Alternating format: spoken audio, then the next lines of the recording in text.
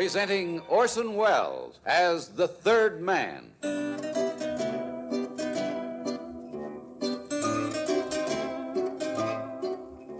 The Lives of Harry Lime, the fabulous stories of the immortal character originally created in the motion picture The Third Man, with zither music by Anton Kara.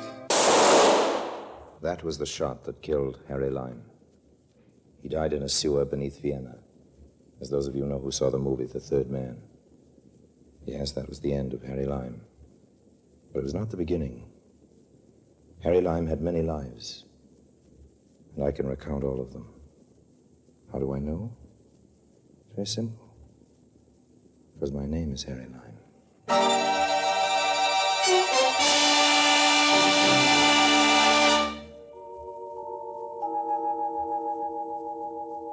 I've known many places and left them, made many friends and lost them, won many fortunes and spent them.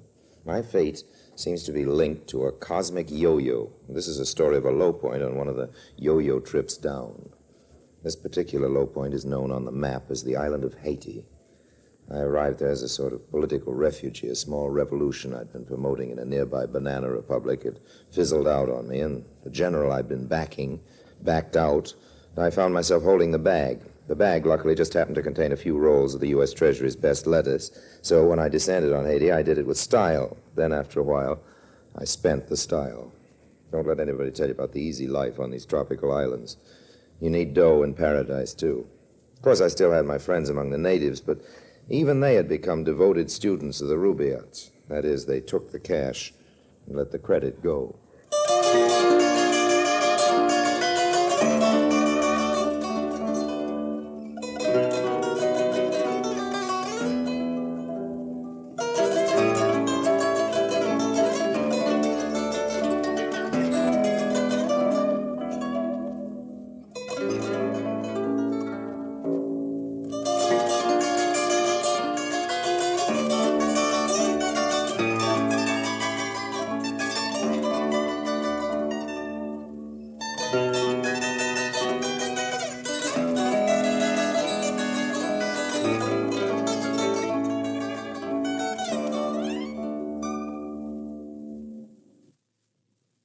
And now, Orson Welles as Harry Lime, the Third Man in Voodoo. I am sorry, Monsieur Harry, no more. Oh, come on now, George. You've got a clean white cuff there, even for a bartender. Monsieur Harry, please understand. My boss, he supply my cuff. I cannot mark it up any further. George, are you trying to tell me that money makes that much difference to you? Do you prefer that sort of customer to me, that ambassador of ill will over there? The Babbitt who comes to Haiti to find somebody new in Toledo? Or do you prefer... Monsieur Harry, I prefer you. Well, merci, old man. Every native on this island prefers Monsieur Harry. Well, then it's settled, huh? But the boss, he prefers his customer with the money. Oh, I should have known. Somehow, George, it never occurred to me that you'd sell out like the rest, go commercial. But, well, you've been trapped too, George. Cornered, impaled on the almighty dollar sign. No, mon ami. Well, George, it's getting late. Time for me to move on, I guess. That's your greatest fault, Harry Lime. Always moving on. What? And it's always getting so late. Dorna. Hello, Harry, darling. Dorna, you beautiful, wonderful witch. Oh. What are you doing? Let's not be trite, Harry. I could ask you the same question. Okay, then. Whom are you doing here? Oh, Harry, darling. 3 years haven't changed you a bit. Well, who is he? That one? No. Over there. The seersucker suit. Oh, no, Dorna. Oh, he's really quite charming, Harry. Charming, huh? He's an oaf. I don't like the way he laughs. Oh, you'd adore him, darling. He pinches waitresses, collects souvenirs, collects money, too. Ah, I might have known. He's with you.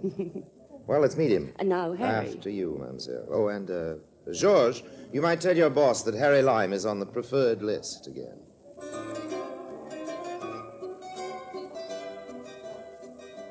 I spent several pleasant moments following Dorna to the booth. As she snaked her way adroitly between the tables, it was difficult for me to focus my attention on her.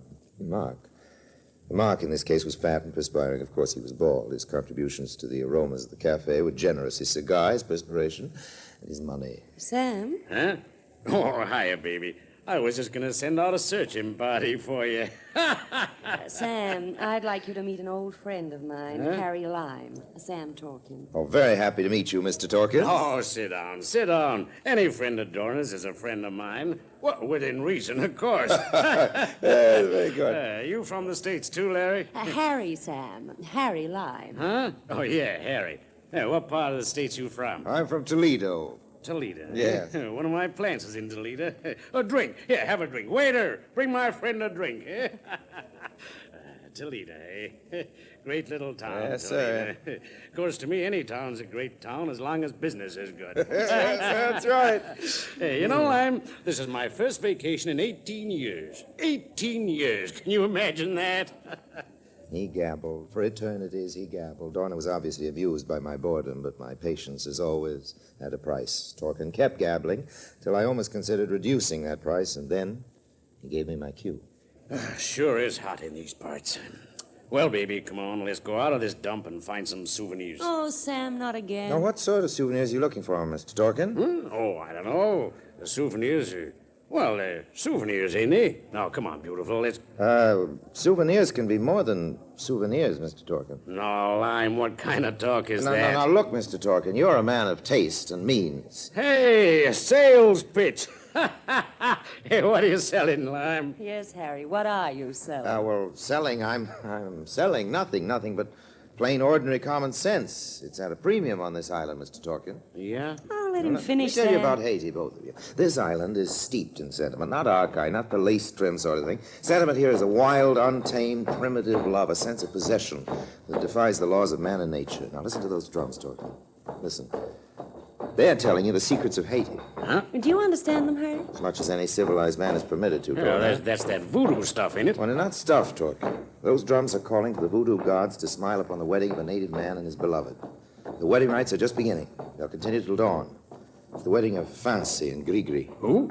Fancy works as a waiter in a hotel here in town. His father got in a jam once with a planter, and I just happened to save his neck. That counts for something here in Haiti. Oh, that reminds me. If you'll excuse me. Hey, where you going? I'm going to the wedding. You're going up there? Oh, take us with Well, I you. wish I could, Dorna, but, well, I... Yeah, hey, wait a minute now. Sit down, sit down. Now, what about all this sentiment and souvenirs and all? Well, all right. Look. Haiti is crawling with priceless relics, anthropological prizes, historical symbols. They bring fantastic prices from any museum in the States. Oh, where do they sell them? Now, they're not selling them, Torkin. You've got to know the island. You've got to know the people to find them. Well, how come they're worth so much? Sentiment, old man, sentiment. The voodoo brand. The natives protect their sacred symbols with their lives. And, of course, they're the raw materials. Huh? Little sentimental trinkets, diamonds, rubies, sapphires, miscellaneous baubles. The kind of sentiment we understand. Oh, I love souvenirs like that. Oh, uh-huh. Well, okay, Lime. I guess you can get me one of them baubles. Yes, that's possibly. Now, what's your deal? Well, first, let me find a suitable trinket. Time enough then to bargain. For now, Mr. Torkin, a small retainer will do. Huh? Oh, yeah, well, how much? Oh, as you wish, as you wish. But, as those drums would tell you, sentiment comes high in Haiti.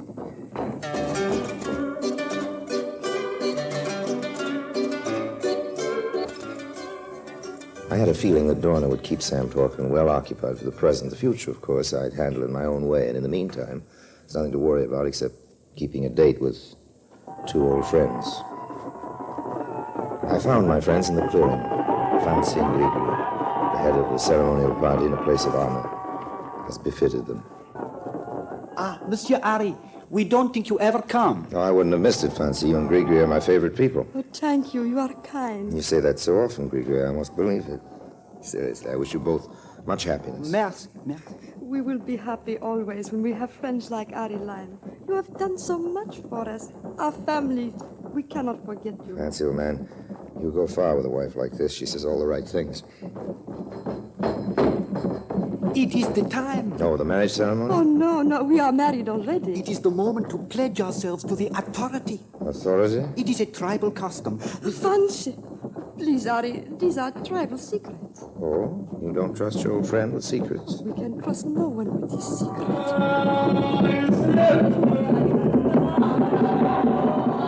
Fancy, what's happening? What's that? It is the authority, the scepter, the sacred scepter of Henri Christophe. The scepter of Henri Christophe. Well, Here was the souvenir for talking.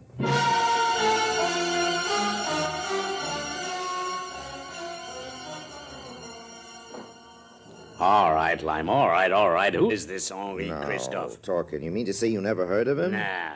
Christophe was, well, he was the George Washington of Haiti. Oh, every two-bit country's got its own Washington. Get me Washington scepter, and I'm interested. Listen, old man. Christophe started life as a slave. He became Haiti's most powerful ruler. At one point in his regime, talking, he stood off the combined armies of France and England with 2,000 men. On the north end of this island, old man, up near Le Cap. Huh? Le Cap, Cap Tien. Tremendous fortress high on the hill above the jungle. You've seen it, haven't you? Well, how could I miss it? It's big enough. One of the biggest. Washington didn't build that, talking. Christophe did. So what? Well, he didn't just order it built. He planned it, designed it, supervised the work, dug rocks out of the mountains with his bare hands. You're a self-made man, talking. That ought to appeal to you. What about the scepter, Lime? Look, old man. Henri Christophe is a landlocked saint to these people, an all-powerful earth god. While he lived, his scepter was his symbol of strength and wealth. Being king in those days was a profitable business, old man. Christophe had more jewels in that scepter than Dorna has curves. Then there was a revolt here in Haiti, and Christophe was found dead, but the scepter was gone. For over 100 years, its whereabouts have been kept secret. I know the secret, talking. I can get it for you. Yeah? How? It's my business. Your business is to make it worth my while. Okay, Lime. How much this time? Oh, plenty, old man.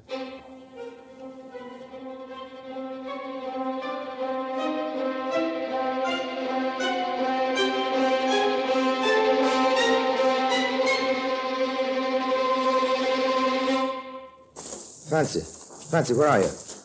Oh, Gregory. Enter, Ari. Oh, you are welcome in the house of Fancy and Gregory. Ari, my friend Ari, it is Fancy, good. I've been looking for you. I've got to talk to you. Oh, we are always eager to listen. Fancy, it's that scepter of all. What's the matter? Oh, Ari, please, you must not ask. These are secrets of our people. But I've always considered myself one of your people, Gregory. My friend Ari, I have told you too much already. Please do not think any more of the scepter. It is forbidden to speak of it. Forbidden among friends? Ari, with the scepter, it is different. It is the authority. Is it? It is. It is the scepter of Henri Christophe. It is passed on from high priest to high priest. It is never out of their hands. It is the authority. Oh, that is enough to know. Please, ask no more. Gregory, would I ask if it weren't important? No, Ari, please. I've got to know more about it, Gregory. Fancy, you understand, don't you? Gregory, Oh, don't make him say more, Ari, please. Don't make him say more. Please, please, please.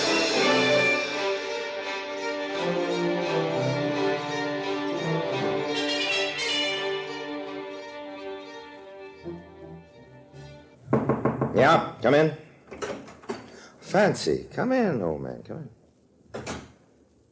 Ari, you do not mind that I come here? Oh, of course not, anytime. What's the trouble? I do not know. It is not my trouble. Eh? When you are at my house today, I see you have great trouble. I try to tell Gregory, but she do not understand. Trouble? Me? No, wait a minute. I am tell her you must have great trouble, or you would not ask for tribal secrets. Well... It is all right, Ari. You are my friend. When you are in trouble, I help you. Oh, well, good. That's the spirit, old man. You have done much for me and Gregory. This is for you. Oh? It is the scepter of Henri Christophe. It's... Fancy. It is yours. I could do no less. Fancy, it's... Now, It's...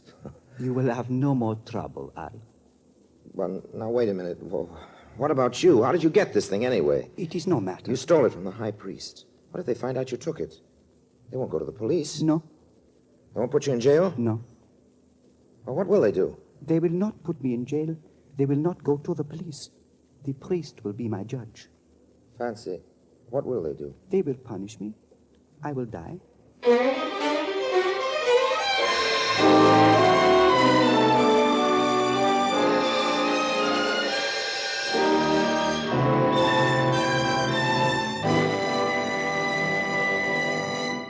Orson Welles returns in just a moment as the third man.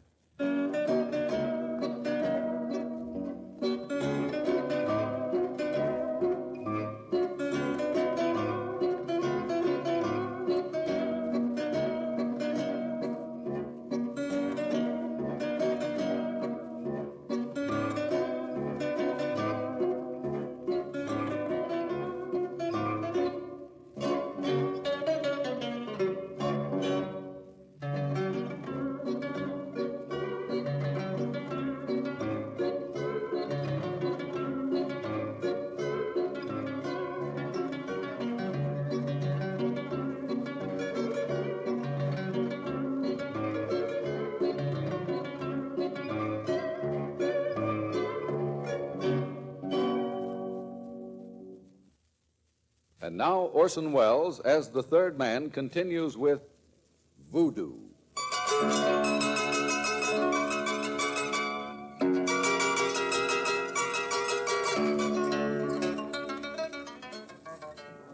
Had I known a man like Fancy earlier in my life, my ideas about all men might just possibly be a little different today.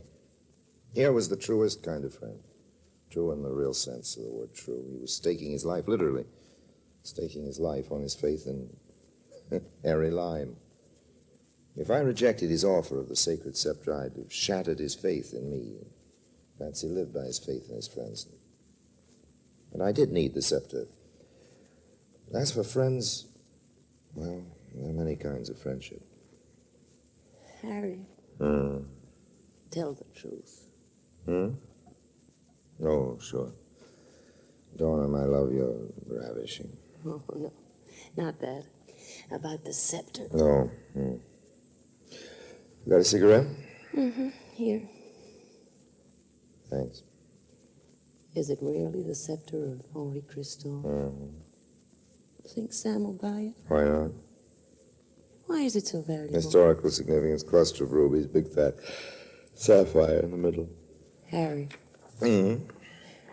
What's it really worth? Oh, 20,000, maybe 25. Move the ashtray over. Bet Talkin would give me 35,000 for it. Think so? I'm prettier than you. Right.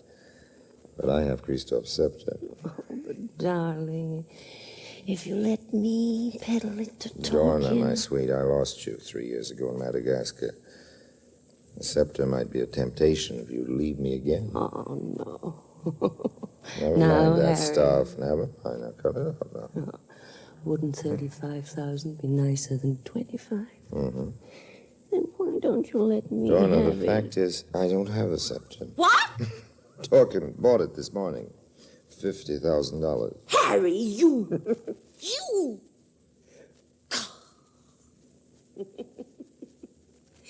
That's why you lost me in Madagascar.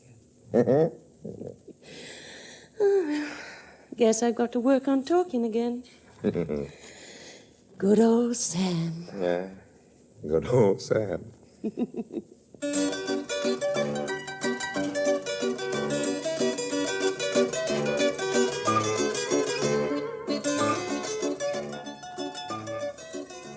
Somehow, good old Sam ran a bad second.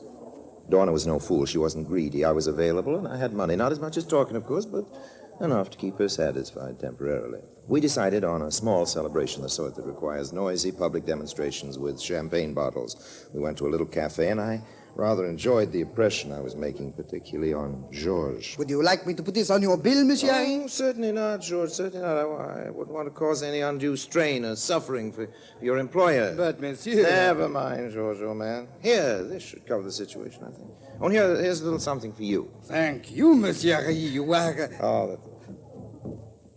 What's the matter? You will excuse me, Mr. Harry. I must go. Huh? I'm sorry, I must close the bar. Close the bar at this time of night? Just a minute. The drums, Monsieur Harry. You understand, the drums. The drums? What? Why, George. It's the death drums. I do not have to tell you, Monsieur Harry. Why? What for? I don't know. You will excuse me. Harry, what is it? I don't know. Those are the death drums. They mean someone's dead or dying. Or going to die. Going to die? Who? I don't know. Don't know. I have a hunch. I hope I'm wrong. Harry! Wait! Where are you going? Harry! Harry!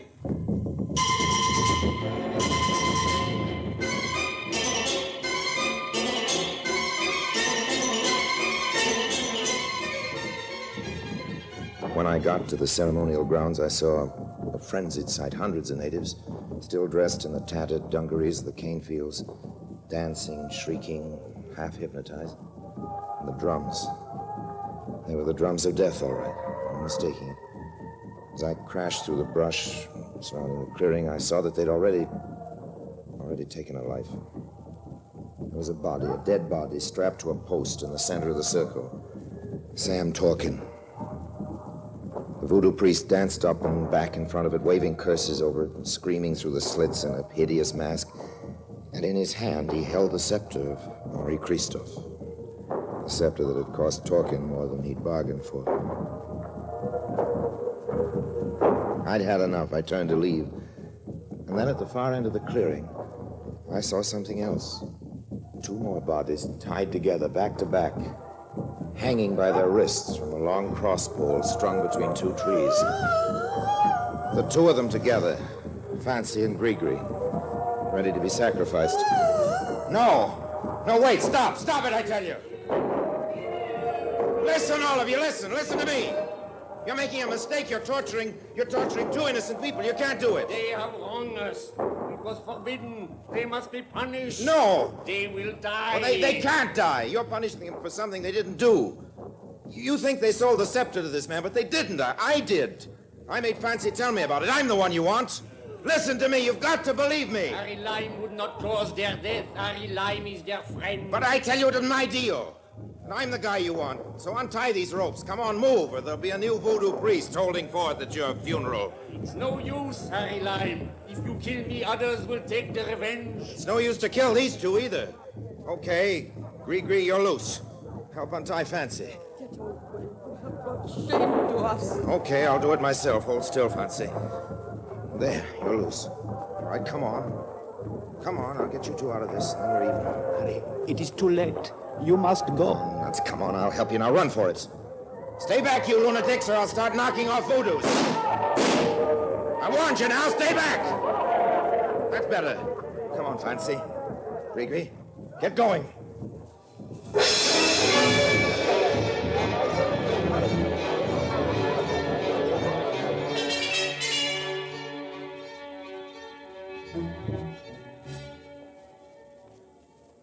Well, there goes Haiti, Dorna. Another corner of the world chipped off. You'll be back, Harry. No.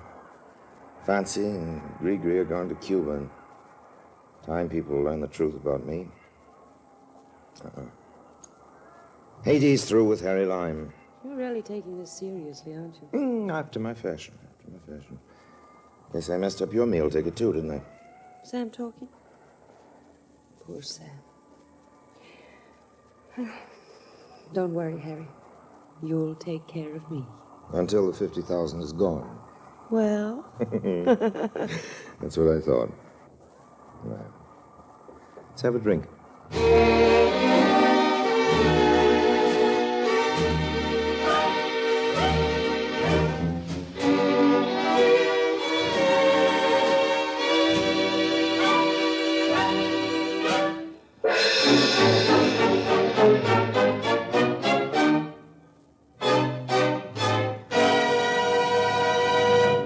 Harry Lime returns in just a moment.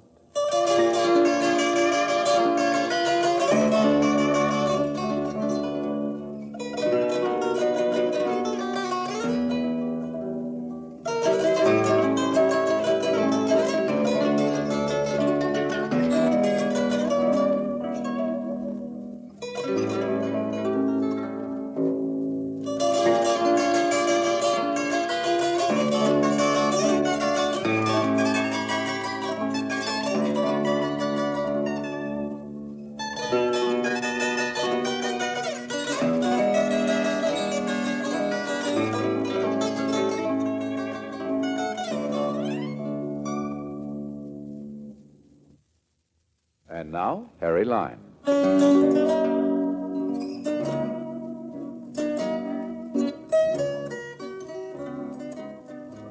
I know what you're saying. You're saying that wasn't Harry Lime at all. You're saying the noble hero that pulled off that fancy rescue party wasn't the 3rd man. He was a couple of other guys. Just goes to show how I misjudged. Well, ask Fancy and Grigri, now happily keeping house in a suburb of Havana. They'll tell you it really was Harry Lime that got them out of that whole voodoo mess. Of course, they'll also remind you that I got them into it. And they might possibly mention that as the 3 of us dashed off into the jungle, I paused just long enough to borrow that scepter back from the high priest. Got a nice price for it, too, from a collector in Brussels. But that's another story. So long now, and if anybody should run into Dorna anywhere, in Timbuktu, for example, or the Store Club, give her my love. Remind her she owes me about 15,000 hard-earned American bucks, which seem to have slipped out of a hole in my pocket or something. No hard feelings, of course, but if you get a choice between voodoo, hoodoo, and Little Dorna, I hope you'll know what to do about it. Take the voodoo every time.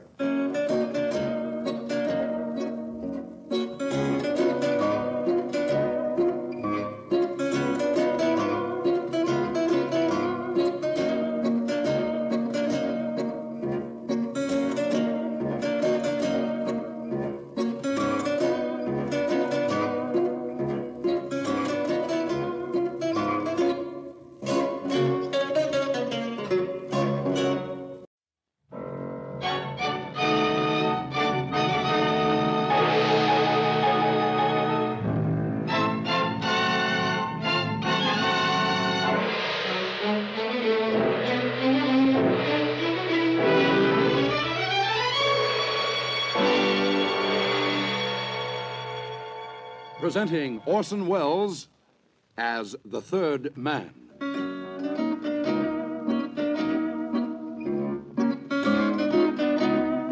The Lives of Harry Lime. The fabulous stories of the immortal character, originally created in the motion picture The Third Man, with zither music by Anton Karas.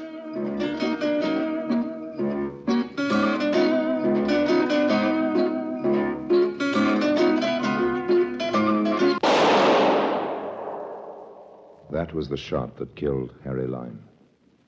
He died in a sewer beneath Vienna, as those of you know who saw the movie The Third Man. Yes, that was the end of Harry Lime. But it was not the beginning. Harry Lime had many lives, and I can recount all of them. How do I know? It's very simple. Because my name is Harry Lime.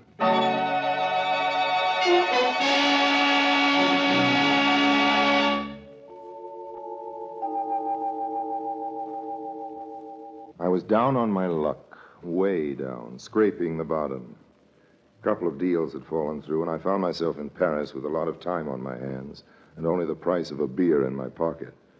I was spending my time in the beer money at Fouquet's, not because the beer is any cheaper at Fouquet's, but because, well, you meet a nicer class of people there, and besides, they let you read the newspapers free. So I was drinking the beer and reading a newspaper when I came on the advertisement. One of those classified ads in the personal column. It was addressed to Harry Lime. Harry Lime being me, I read on with some interest. There was no signature, no address. Mr. Harry Lime, it said, will find a business opportunity of an extremely profitable nature in the city of Tangier. Now, I might have thought this was one of the boys trying to hustle me out of Paris or just trying to be funny, except that the advertisement mentioned the city of Tangier. Now, why Tangier? There are very few places in the world I haven't been to, and Tangier just happened at the time to be one of them. Also, Tangier, as everybody knows, is full of money, and I couldn't imagine anybody wanting to send me there right in the heart of the free gold area where every second address is a bank and every second person's an international operator just for a gag. Probably more chances in Tangier to grab a fast buck than you'll find in the world today. So I was inclined to take the ad a little seriously. Of course, it might have been a police trap. There are cops in countries all over the globe busy looking for me. Some of them are just sharp enough to try to pull me in on a queer come-on like that. But the truth is that one of the only cities left where they don't happen to want me for what's known as questioning is the port of Tangier. That's what sold me. There's just one complication. My beer was finished, and with it, my financial resources. How to raise the price of the ticket.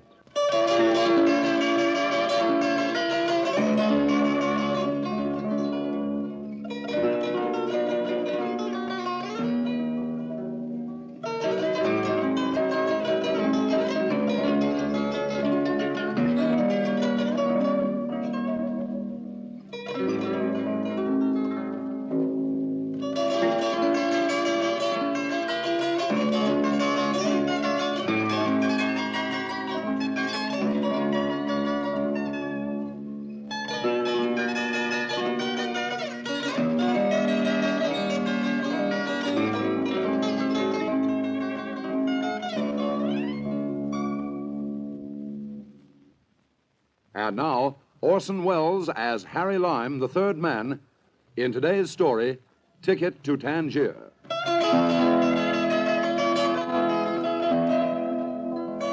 While I was brooding about how to raise the price of the ticket to Tangier, my eye happened to wander down the personal column of the newspaper, and a little below the advertisement addressed to me was this: Gentlemen traveling to Tangier.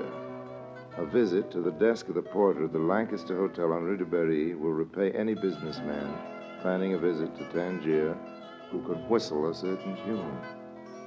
Well, of course, that didn't have to be Harry Lime, but there's a song I'm fond of, one I've been whistling for years, and anybody who knew about me might know about that song. Anyway, what could I lose? I went over to the hotel and approached the concierge. Bonjour. Good afternoon. Good afternoon, monsieur. What can I do for you? Well, I don't quite know that you can do anything. You happen to read the Paris edition of the Herald Tribune? No, monsieur. I prefer to follow the news in my own language, but we have copies of the paper you mentioned for sale. No, thanks. I've seen it. Perhaps monsieur is calling for someone in the hotel, one of the guests. Whom shall I announce? Harry Lime. Perhaps I should have asked you first who it is you are coming to see. Now, that I couldn't tell you. Just tell me this. Do you like to whistle? I am a lover of music, monsieur, but I do not whistle. No. As a young lad, however, in the orchestra of my school, I was considered quite proficient on the bassoon. Well, try this on your bassoon. Yes, of course. I have something for you, Mr. Lime. Here. Oh, thanks. Thanks very much. Yes, it's addressed to me, all right, but that's all there is in the envelope, just my name. I wonder, would it be asking too much if I asked you to tell me who this is from? Monsieur, it would be asking too much. Oh, okay, old man. Thanks anyway. I wish I could give you something for your trouble, but I forgot my wallet this morning. That was anticipated, monsieur. What do you mean? Everything, monsieur, has been taken care of. Everything? Yes, monsieur. That is the word, I believe. Everything. In the envelope was an airline ticket for Tangier, 50,000 francs in nice fresh notes, and the following letter. My dear Mr. Lime, when you arrive in Tangier, go immediately to the El Mirador Hotel, where a suite is reserved for you. After you've dined, go to a cabaret called the Kabbalah. Wait there for instructions. Excuse me, monsieur. Lime. Oh, yes, porter. Is anything wrong? Nothing is wrong, monsieur, but it is 2:45, and your plane leaves early at 3:15. Oh, okay, old man, okay. I'm on my way. Just call me a cab, would you No please? need for that, monsieur. A limousine has been ordered for you. It is waiting at the door.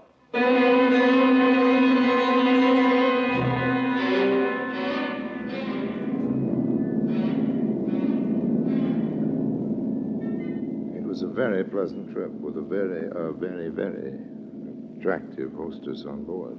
Are you quite comfortable, Mr. Lime? Oh, yes, I'm fine, thanks. Isn't there anything you like? Well, I'd like to know what you're doing tonight after we land. I mean, wouldn't you like some more coffee or maybe a pillow? I know what you mean, and you know what I meant. Tangier is a very interesting city. First, there's the Arabs and the Casbah and all that, and then there's the modern European city. It's an international port, of course, with 14 different countries in control, but of course you know that. Yes, I've heard tell. I guess you're making fun of me. You're a businessman. You've probably been to Tangier many times. Well, let me take that up point by point. I'm not a businessman. I've never been to Tangier, and I wouldn't dream of making fun of you.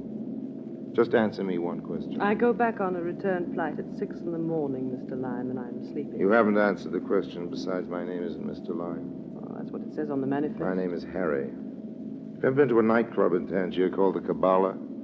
Oh, yes, I have. You have what? Yes, I have, Harry. Is it a nice nightclub? It's the best in town. That's good. Glad you like it. I've reserved a table for us, okay? Fasten your safety belt. We're coming in.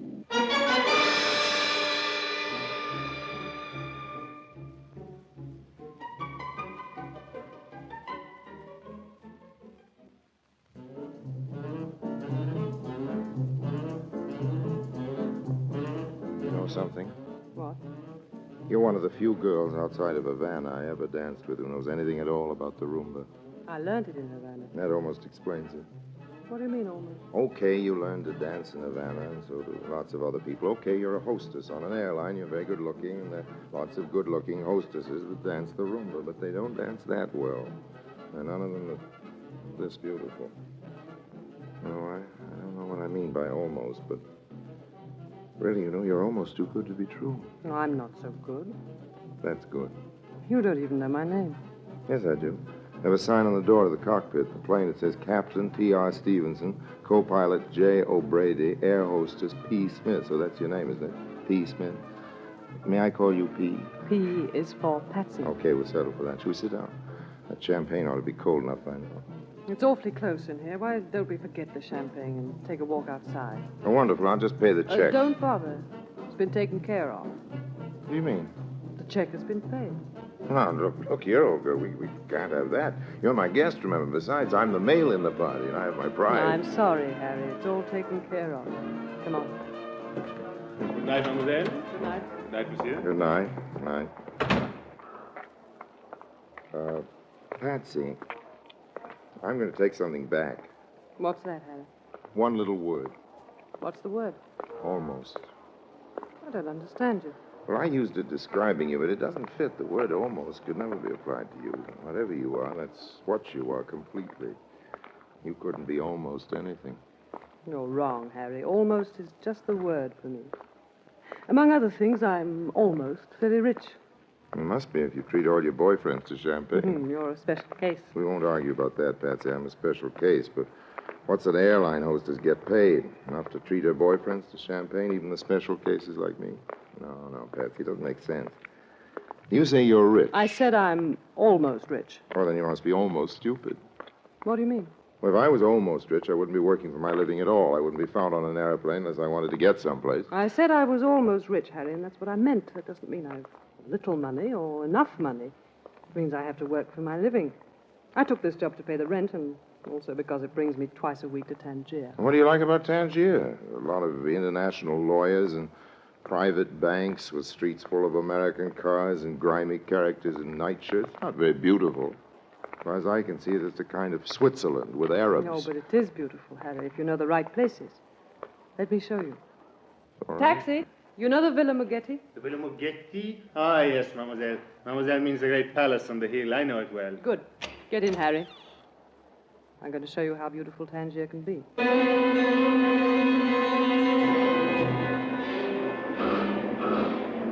The cab twisted and turned its tortuous way through the native quarter, and then pretty soon we were out in the country. We were climbing steadily, I noticed, and passing beautiful villas, homes of rich expatriates who come to live in this strange little international settlement of Tangier, where you don't even have to register with your consulate, and nobody pays any income taxes at all.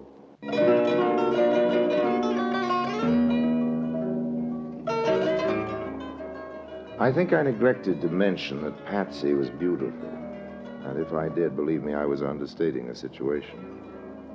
She had gray eyes and that clear, powdery gold hair that makes you think of the ashes of angels' wings. I've known an awful lot of girls, but none of them I've ever laid eyes on would have given Patsy a worried moment. There may be better-looking airplane hostesses, but if there are, they're working for airlines on another planet.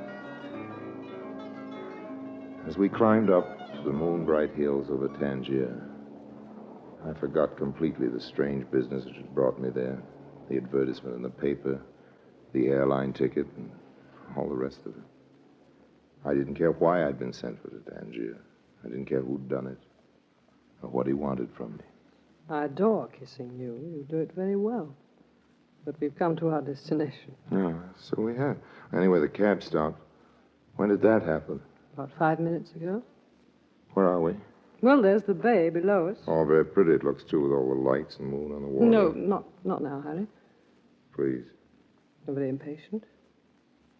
Now let's get out. Why? It's nice in here. It's nicer in the house. That enormous place? Mm-hmm. Anyway, some kind of private mansion it must be. You sure we'll be welcome? Here, you take the key. The key? You mean... That's what I mean. You're my guest. Yes, but how? You've been my guest all along. Gentleman traveling to Tangier, a visit to the desk. But what do you mean? You whistled a tune, didn't you? Well, how do you know about it? I had a friend once who told me how fond you've always been of that music. No, I mean, how do you know about the ad in the paper? I ought to know. I paid for it. And my plane ticket. I got a reduction from the airline. Come in, Harry. Here's a flashlight. I've got something to show you.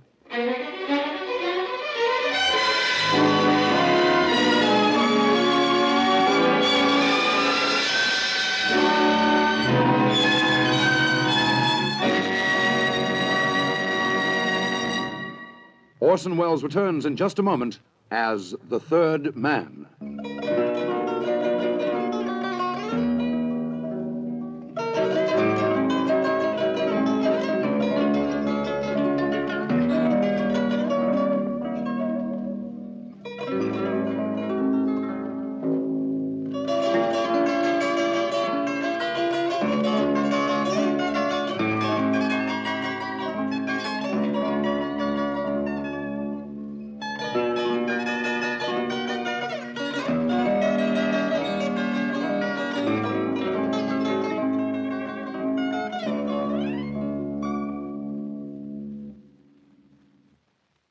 And now, Orson Welles, as the third man, continues with today's story, Ticket to Tangier.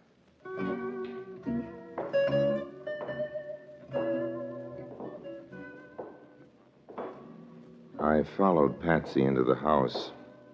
It was a huge place, full of heavy chandeliers and pompous furniture, most of which were pretty spooky looking because they were covered with dust cloths.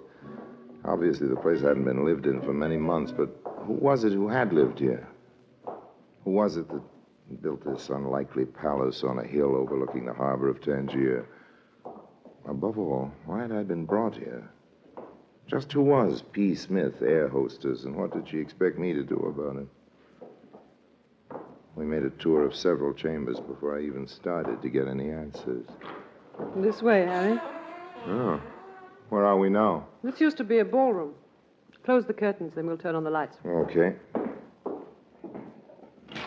You're sure they're tight shut all round? We don't want the police to come and start asking questions. You can say that again, honey.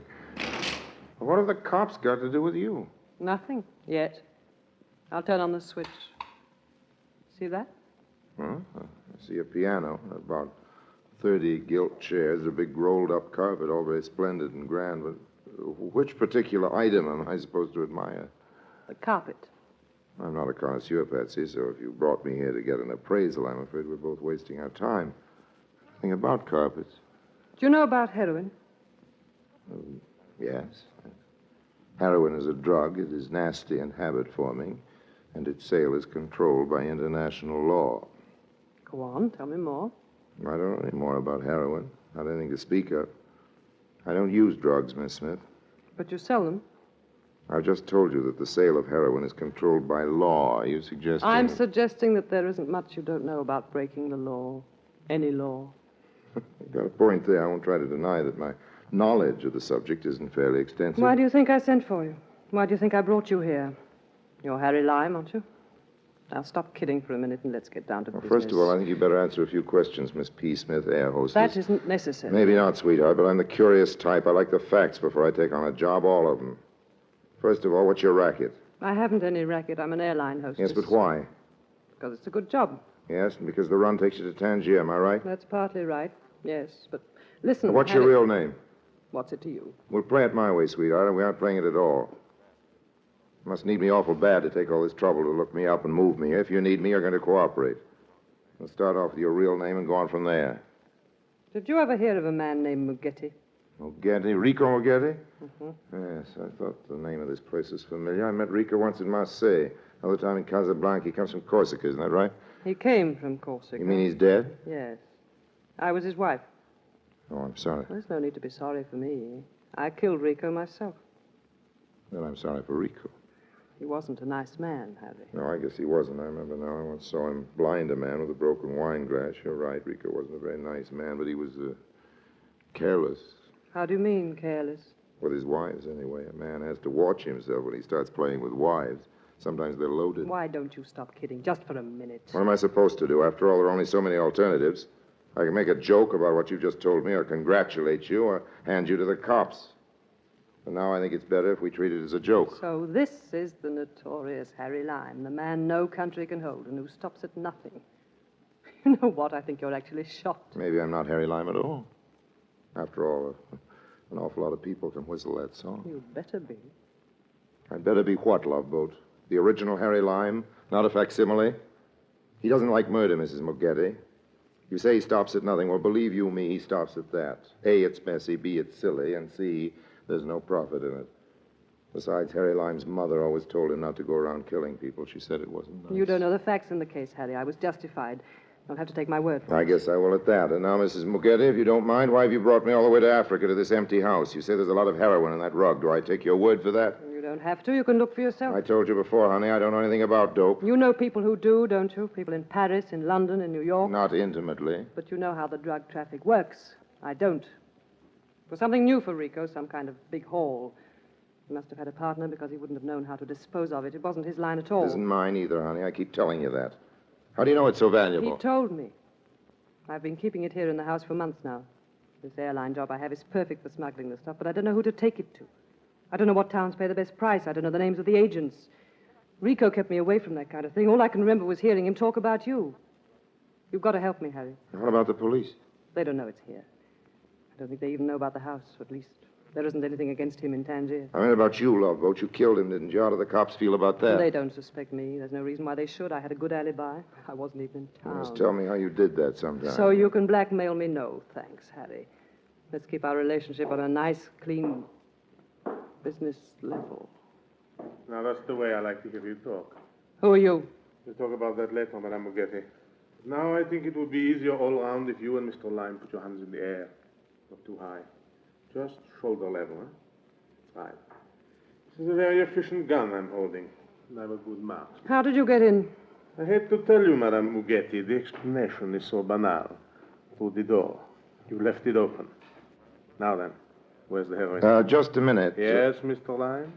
You seem to know my name, monsieur, but I'm afraid you have the advantage. It doesn't matter. I was, shall we say, a business associate of this widow's lady's husband. Okay, don't tell me. Let me guess. You began in Indochina. You served 3 years in a penal colony in Brazil. They used to call you the doctor, am I right? I have a doctor's degree. Dr. Bessie, that's your name? What a detective you would make, Mr. I have a Lime. good memory, Dr. Bessie, and I'm a professional collector of information.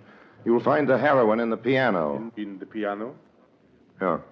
This is probably a trick, Mr. Lime. Suppose you go to the piano and extract the heroin yourself. Don't be silly, old man. It would be very simple for me to extract a revolver from the piano, and I think it would be unpleasant for both of us if there was any shooting. There must be police in the neighborhood. I'd much prefer you to find your dope and leave quietly. I'm a peace-loving man. Very well. I'll look for myself. I'm keeping my eye on you, Lime. Now then. Wait a minute. There is nothing here. What have you... Put up your hands, Bessie. I'm warning you. I'll shoot if you don't. What you did? Well, very quick, I must say. Congratulations. Strange. He said he was a good shot. Must have been boasting. He should have kept his eyes on both of us, and nobody could do that. Is he dead? I wouldn't know, Mrs. Mugetti. I haven't asked him. He looks that way. Have you any plans? Yes, we better get out of here. Now, isn't that funny? That's just what I was going to suggest. Take the heroin. You can carry it just as it is in the rug. No, thanks. I have a bad back, and I hate to stoop over. Why don't we just leave it where it is? Let the cops find it and give up $100,000 worth of dough. You crazy? Not crazy enough to argue with you as long as you're holding that gun, Patsy, but... What's that? Well, what do you think? Maybe it's the police. Either that or it's New Year's Eve. Douse the lights, honey. Right. Okay, and now? That's much better. Why, you... We've got darkness, and I've got the gun. Give it back to me. You're too impulsive for firearms, Mrs. Mugetti. I'm keeping the gun. The cops. Sure, They're it's the here. cops. Your husband built a nice big house, but it's getting a bit overcrowded. If you don't mind the suggestion, I think we better scram just 2 feet ahead of me, Mrs. Mugetti, and don't try anything funny. You dirty... Keep your seatbelt fastened. We're coming in.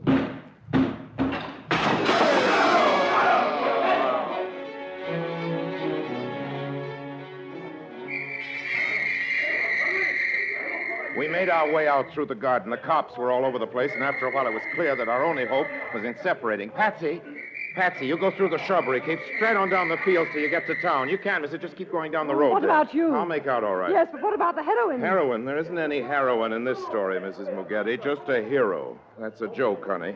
You can laugh at it later when you catch your plane to Dakar.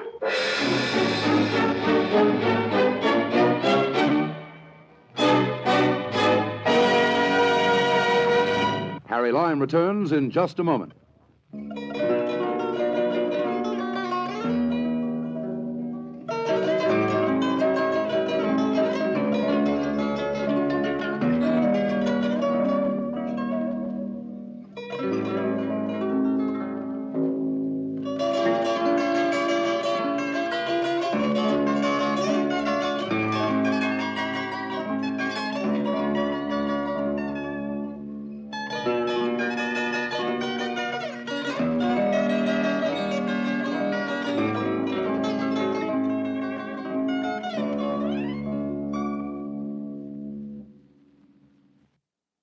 And now, Harry Lime.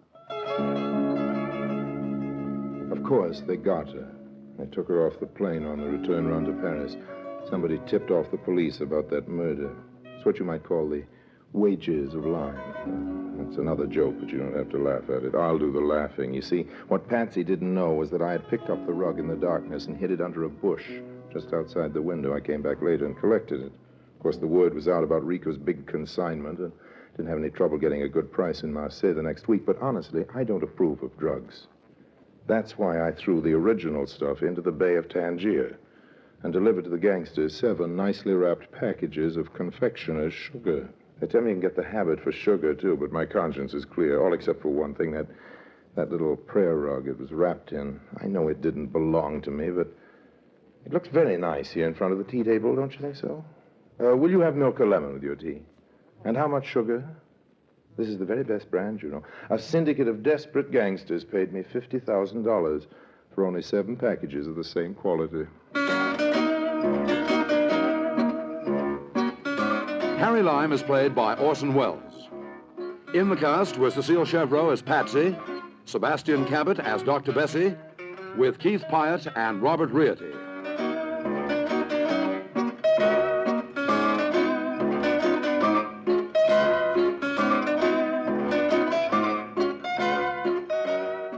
Ticket to Tangier, an episode in the lives of Harry Lime, was written by Orson Welles. Zither music written and played by Anton Karas, composer of the Third Man theme. Orchestral arrangements by Sidney Torch.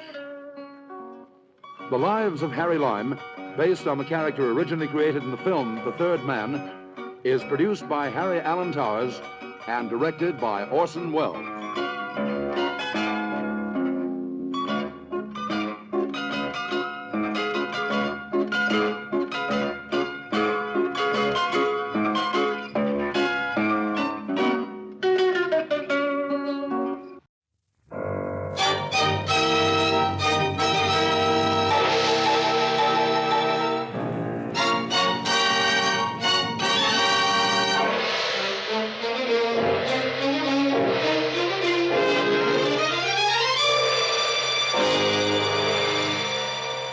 Presenting Orson Welles as the Third Man.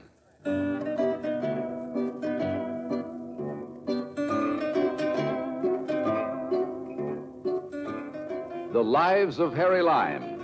The fabulous stories of the immortal character originally created in the motion picture The Third Man, with zither music by Anton Karas.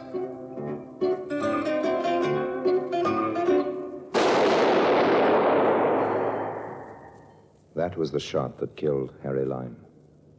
He died in a sewer beneath Vienna, as those of you know who saw the movie The Third Man. Yes, that was the end of Harry Lime. But it was not the beginning. Harry Lime had many lives, and I can recount all of them. How do I know? Very simple. Because my name is Harry Lime.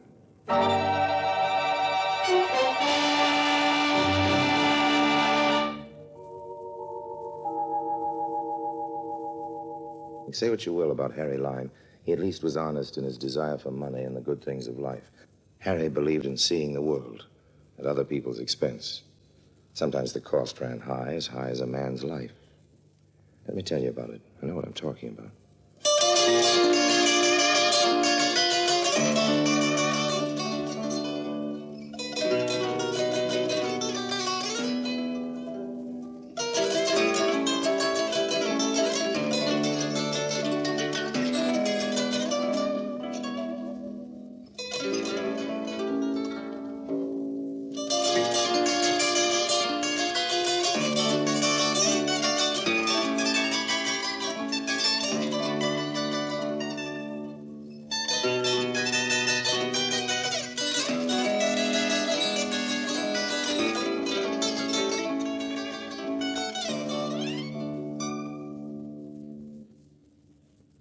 And now, Orson Welles as Harry Lime, the Third Man, in Clay Pigeon. In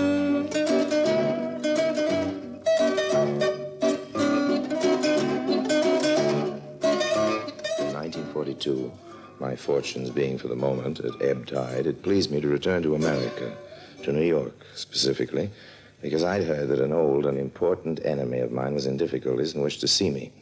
I went to the hotel where he was staying, supposedly incognito, and made myself available at the bar. But nothing happened. I ran up quite a bar bill and things were looking serious. So I ordered another drink. And then... Mr. Lime? Mr. Harry Lime? Oh, yes, indeed. I'm sorry to bother you. Bother? If all bothersome things were as attractively packaged, I'd gladly be the most burdened of men. Won't you join me? I didn't come here for that reason, Mr. Lime. I know. It's a friendly gesture, and I have a hunch we're going to see a lot of each other. Now, since you know my name, why don't you tell me yours? That's unimportant. Well, that's a matter of opinion. Will you please come with me? Well, I say, now, isn't that approach a little bold? After all, an establishment like this frowns on such an obvious... Please, Mr. Lime, come with me. You're the only one who can save him. He? Save anybody? You've come to the wrong Harry Lime. Please, you must, even though you hate him. Hate him? Now you interest me. Now, just which antagonist do you mean? I've got an awful lot of enemies. We're wasting time. He'll pay you a great deal of money. Money? You can name your own price. Price of my hatred comes pretty high. But for money and hate, Lime goes anywhere. Lovely lady, lead on.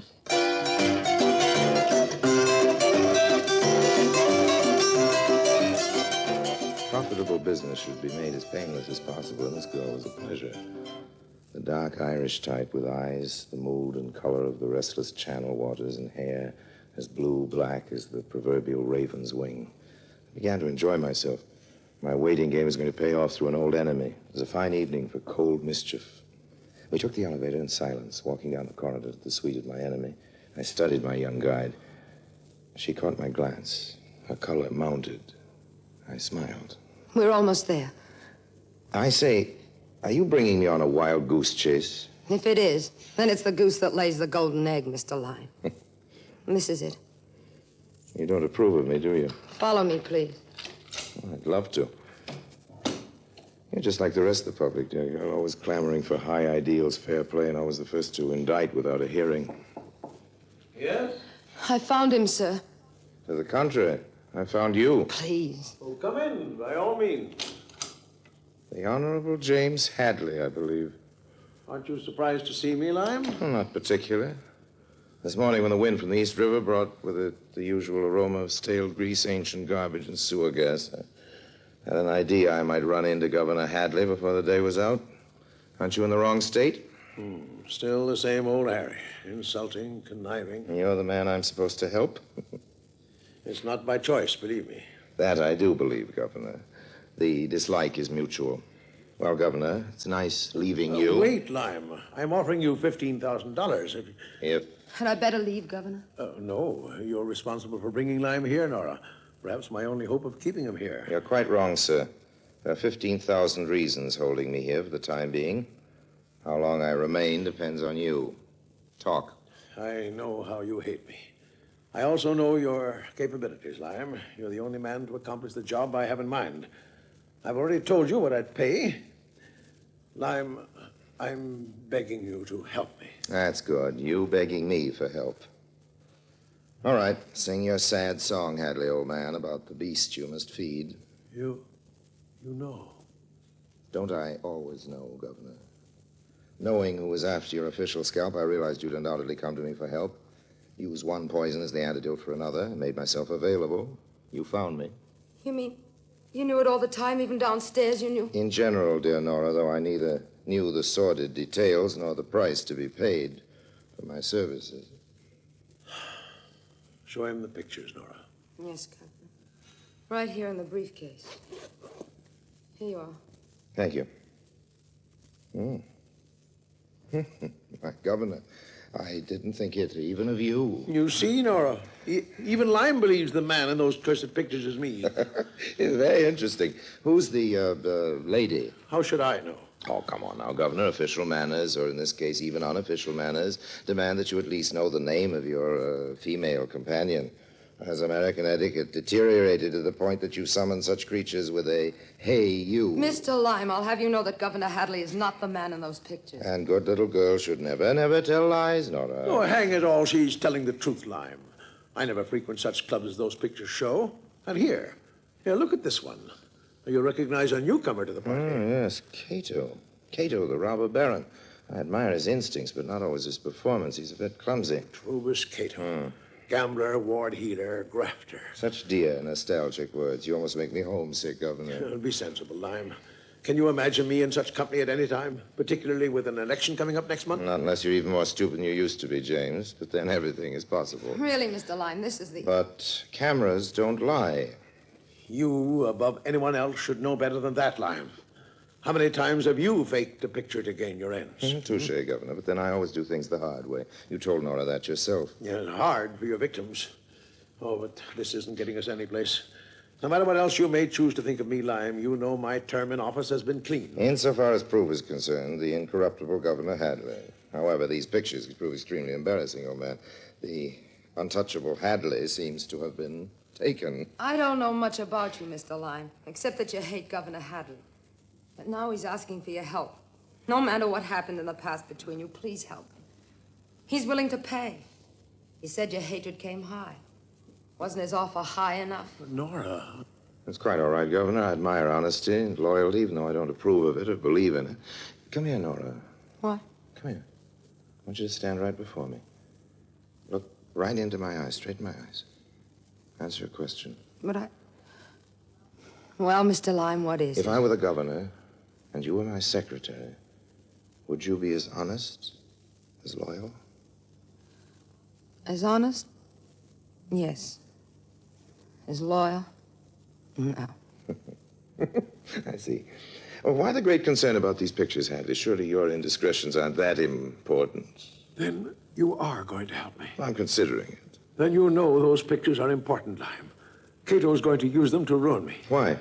He wants control of my state. Either his crooked syndicate moves in, or he sends these pictures to every newspaper in the state on the eve of the election. True as Cato has improved with the years, this is almost worthy of me. I never expected you to understand, Lime.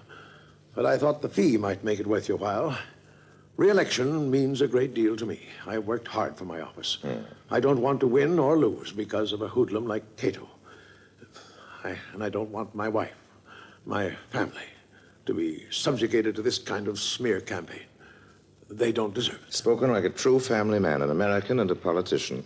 Governor Hadley, there must be some other way to get the negatives than this man. Please, Nora. Elaine, the fair Elaine, the lovable Elaine, the lily maid of Astolat. High in her chamber, up a tower to the east, guarded the sacred shield. I'll get the negatives and the rest of these pictures from Cato for $15,000. Oh, thank heaven. And dismissal of all charges against me in your state, old man. What? The price is cheap, Governor, for your career and your family. But, Governor, you can't. Just a moment, Nora. Very well, Lime. You get me those negatives and you'll receive your money and full pardon. I'll take the money now. I expected that. Pay him, Nora. How do you know you can trust him, sir? The only man I know who can outwit Cato. I've got to trust him. My fee, Miss Peyton?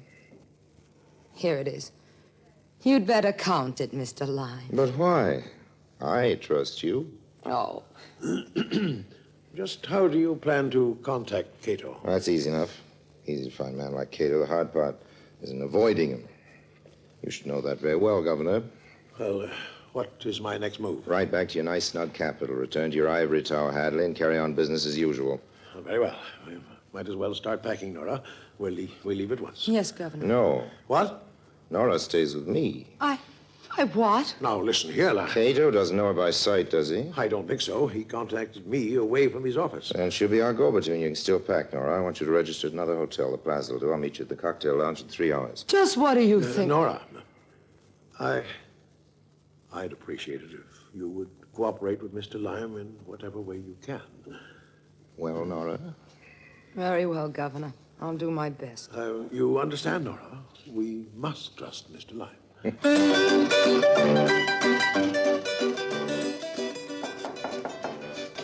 Well? Who wants to talk in the hall, Cato? Let me in. Come in, then. Well? Well, what have you found out, Izzy? I am tailing Governor Hadley like you want, ever since he sneaked into town. Yeah. Come to the point. Who is staying away from the point? The governor is making contacts with every main hood in New York, but nobody wants to go against Cato.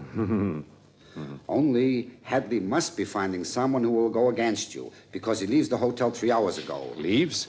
Checks out, is taking a powder. But before that, he sends his girl down to the bar. Girl? What girl? Who knows her name? But who this girl talks to down at the bar, you'll never guess. Come on, Gib. I'm not playing guessing games. All right, Cato. So don't get sore at me. I'm trying to tell you all the time. She meets a Harry Lime. I hear her say the name. Harry Lime. This is not good news. Harry Lime's the only guy, but the only guy who can louse me up. He would have to come to New York.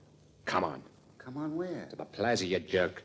If Lime's to come into this game, he's going to be on my side, alive or dead.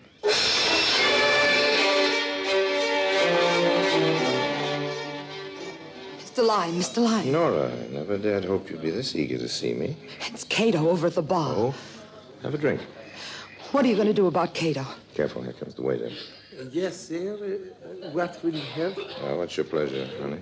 Nothing. Anything. Well, that offers a pretty wide choice, waiter. Scotch and water for two. 2 Scotch and water, it is. Thank you. I want you to smile, Nora. Look relaxed. Listen very carefully to what I have to say. I'll try. Glad you blessed me once before I die. What? Your smile. It's the first time I've seen it. Its radiance is breathtaking. Please. Now, leave me at once, Nora. So you're going to the powder room. Don't return. Go to your room and stay there. I don't understand. Mr. Cato is preparing to beard me in his den, and I want you around when he does. But He's coming this way. Now, hurry. Haven't called you by morning. Get back to the capital fast. What about you? Why, Nora, I never dreamed you cared. Oh, of all the... Your Scotch and water, sir? Fine, fine. Here you are. Thank you, sir. Drinking alone, Lime? That can turn into a bad habit. True as Cato in the flesh. It is flesh, isn't it, old boy? Same old Harry. How about buying me the next round, Harry? At my place. Why, Trubus, old man. Are you thinking of taking me for a ride? Why, Oh, it's all right. It's all right, old man. I'm game for anything. Shall we go?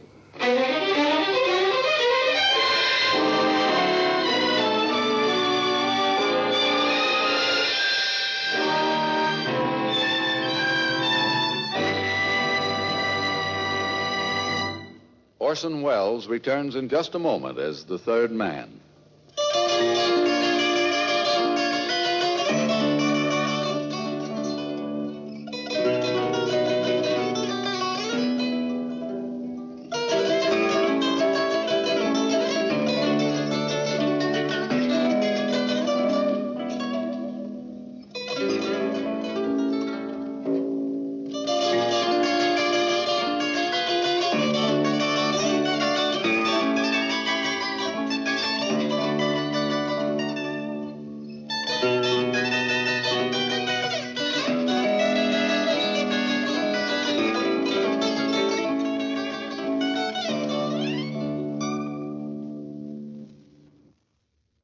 And now, Orson Welles, as the third man, continues with Clay Pigeon. I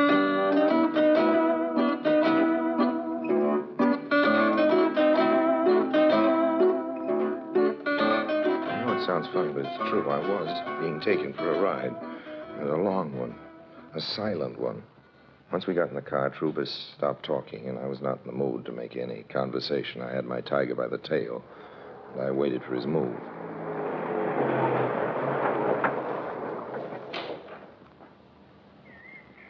Wait in the car, Easy. This won't take long. Okay, boss. I am waiting. After our nocturnal tour, you bring me to a ruin like this? Really, Cato, I thought you were doing pretty well. I'm doing fine, Harry. Place on the state line, not too far from the capital. Makes it handy. For you or the governor? Wait and see. Trubus. Well, this is a surprise. Hadley. Who's this fella, Trubus? The face is Jim Hadley's, and the voice is almost identical. Inside, Luke. Come on, Harry, and I'll buy you that drink I promised. Sure. Drinks on the house. Yes, I could use one. Yeah, sit down, Harry. I didn't think I'd see you so soon again, Trubus. What happened, did you? Shut up. Pour the drinks. Oh, sure, Trubus. Now, Harry, I'm open for business. Well, to risk the obvious, this isn't Governor Hadley. Hey, you bet I'm not. The Hadley boys were identical twins. Luke here was the black sheep of the family. Also was supposed to have died in a train wreck 15 years ago. Identical twins, the oldest pitch in the world. Luke was the man in those pictures. So simple it always works. Even fooled you, Harry. Oh, I can be fooled. I can be fooled, old man. Luke's lived on jealousy and whiskey ever since he's seen the accident. He crossed my path several years ago, just as I was figuring how to move into Jim Hadley's state. He was an answer from heaven. Yeah, or the devil. I thought I had luck. I can give you a fat fee, Harry, and a fine chance to pay off your old grudge against the governor.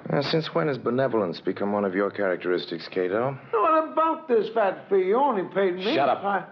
As you know, I've already made the first contact with the governor. How do you know I know? Takes one to catch one, Harry. As I said, I've got Jim over a barrel. I know he's bought you to get the pictures from me, but if you come into my deal, you not only make yourself some money, but you can put the final squeeze on the good governor.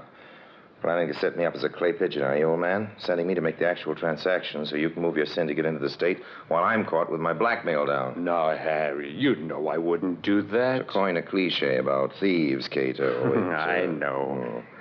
How much is the governor paying you to get these negatives? $15,000 and a full pardon. 15,000?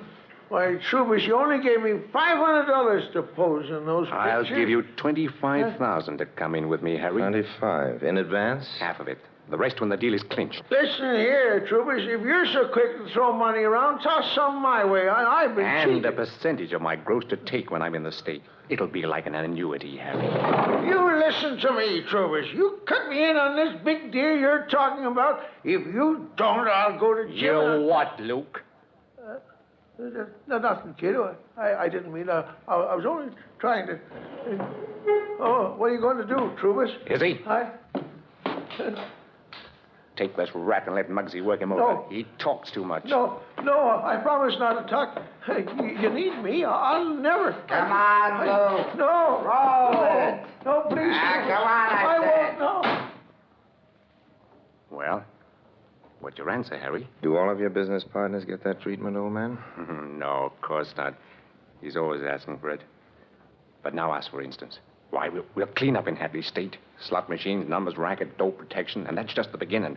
Harry, give us 5 years and we'll be making money from every man, woman, and child in the United States. Compared to you, Joe Stalin is an amateur. I don't think I'll settle for a mere percentage, Cato, no. Our deal's got to be 50-50, or I won't come over and slide down your cellar door. 50-50? Why, Do you think you'll get away with this? I'm certain of it. No, because the young lady was with me at the plaza. What about her? She's Hadley's secretary. I spent a great deal of time and effort on getting a complete file of your misdemeanors, Cato. If I fail to contact her, copies of said file will immediately be sent to all state and federal law enforcement offices. Your pitiful tintypes will be forgotten in the headlines about Trubus Cato. You wouldn't want to be named public enemy number 1. 50-50 it is.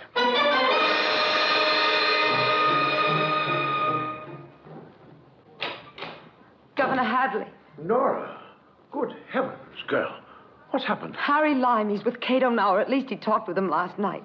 By this time, he might be dead. Dead? Why don't you call the police or the FBI? You're the governor. Do something. You too, Nora. What do you mean? The notorious Lime charm. The man's brutal, merciless, vindictive. Lives only for himself. Yet when he wishes, he can hide all this with a cloak of magnetism. Great fascination. He's blinded you, Nora. No, I hate him. He's a horrible man. I don't know what he is. It's been terrible, all of it. Seeing Cato waiting all night for Harry's call, not hearing, coming here. I know, my dear. Believe me, I'm sorry. Yes? Governor Hadley, Mr. Harry Lime to see you. Harry. And Mr. Cato. Cato here? Send them in, please. Yes, sir. What can it mean? I don't know. Good afternoon, Governor Hadley. Nora? Mr. Lime.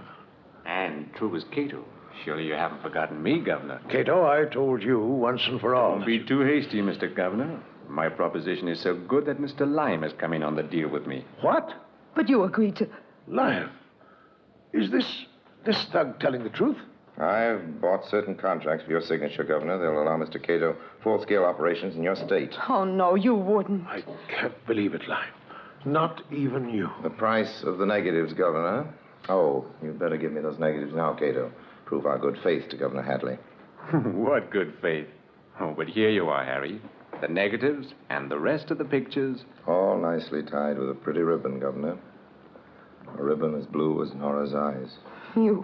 How small can you get?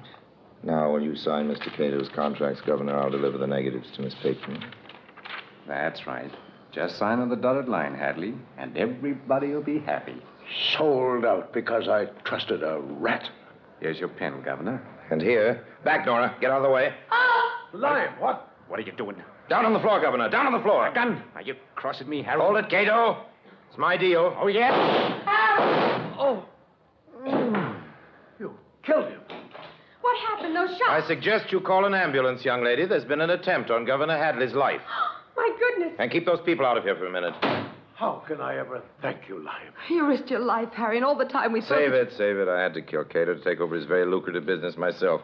I'll keep these negatives, Governor. You'll what? No, Harry, oh, no. This is one time, Governor Hadley, when you're not getting off so easily. These incriminating negatives in my possession, like the sword of Damocles, will be suspended over your uneasy head from now on. Call them Harry Lime's annuity, Governor. Now, if you'll excuse me. I might have expected this. And I was beginning to think you were a human being. By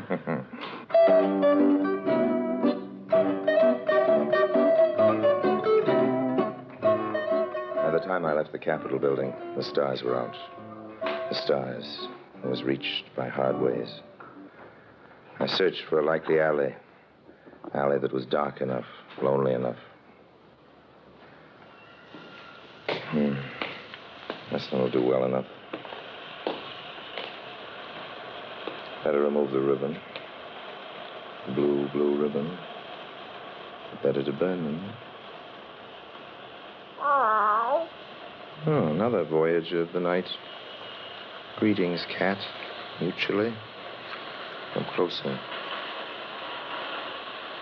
Seem to be ablaze. First the negatives.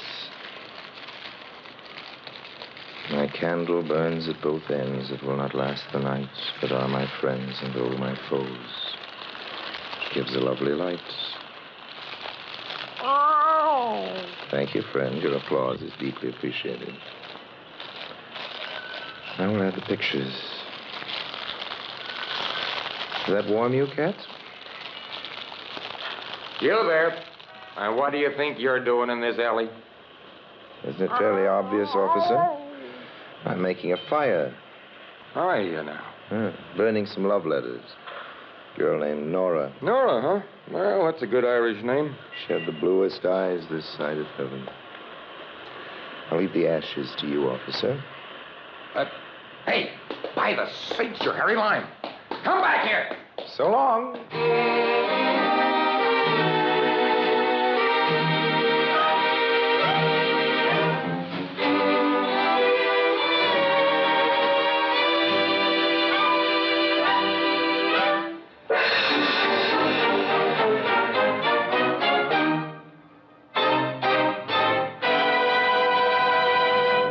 Harry Lime returns in just a moment.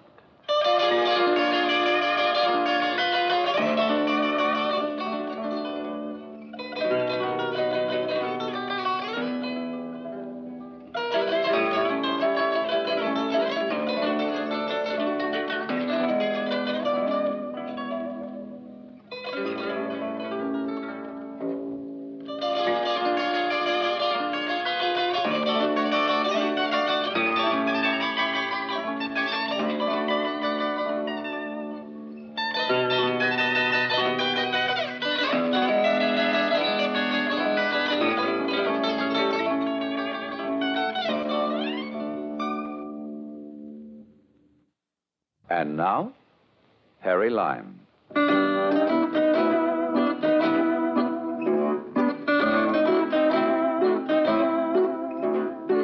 Goodbye for now. And remember what Ben Franklin said about honesty being the best policy. I wish I could. Just keep slipping my mind.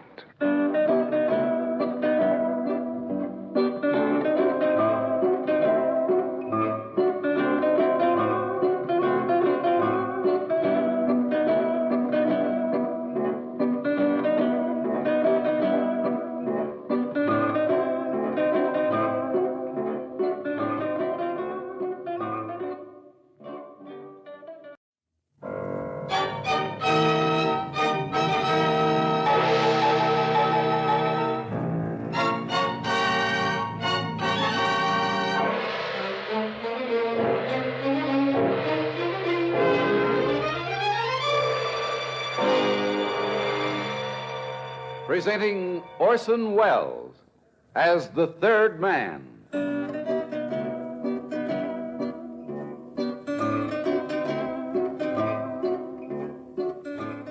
The Lives of Harry Lime. The fabulous stories of the immortal character originally created in the motion picture The Third Man, with zither music by Anton Karas.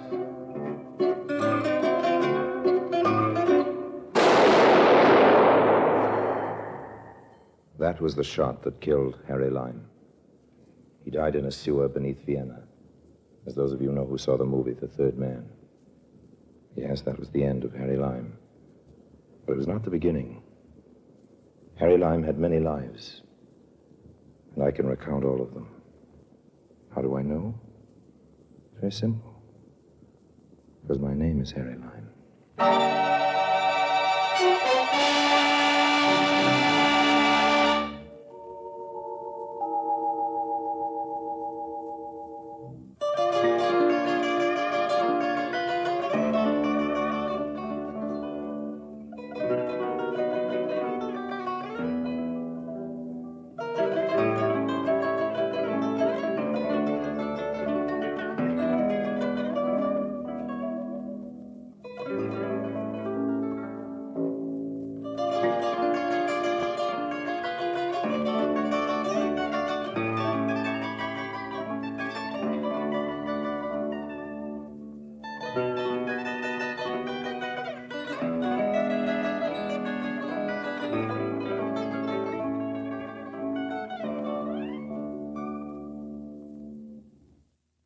And now, Orson Welles as Harry Lime, the third man in See Naples and Live.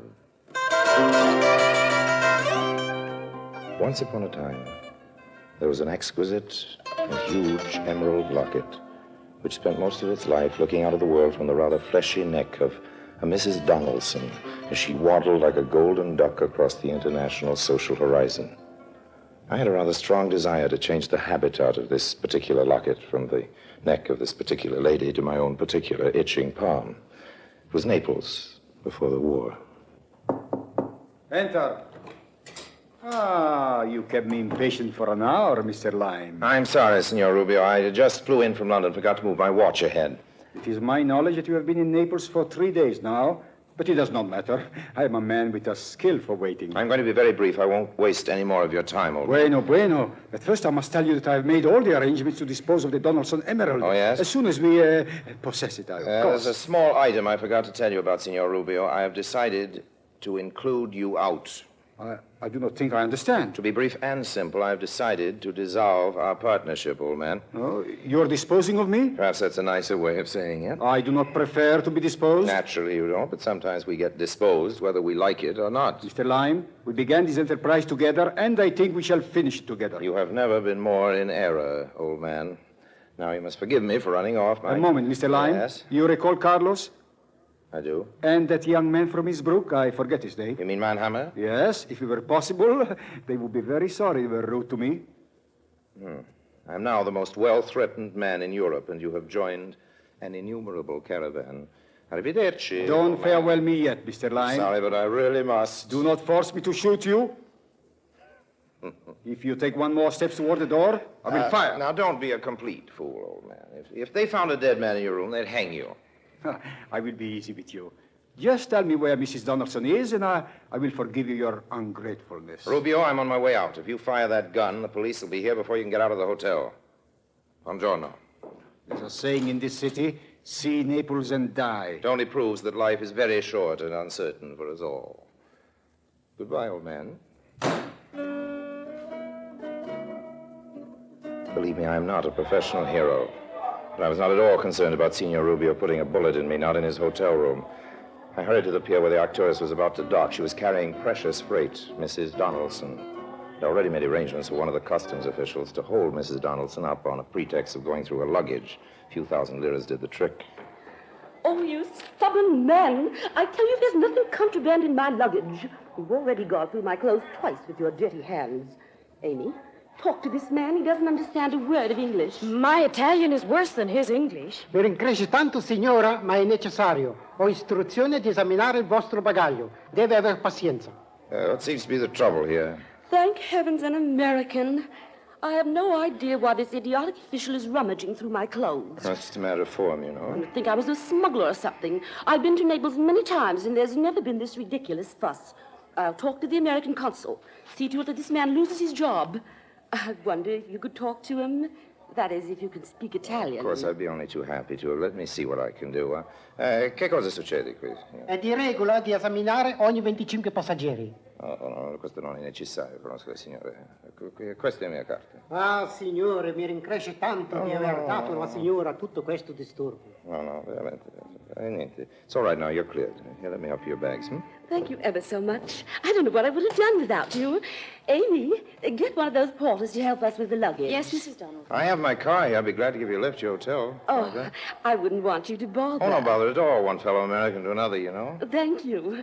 These taxi drivers rob you mercilessly. Oh, it's a pleasure. It's a pleasure. My name is Lime. Harold Lime. I'm Mrs. Frederica Donaldson. I'm so Donaldson. glad we ran into you. A wonderful piece of luck.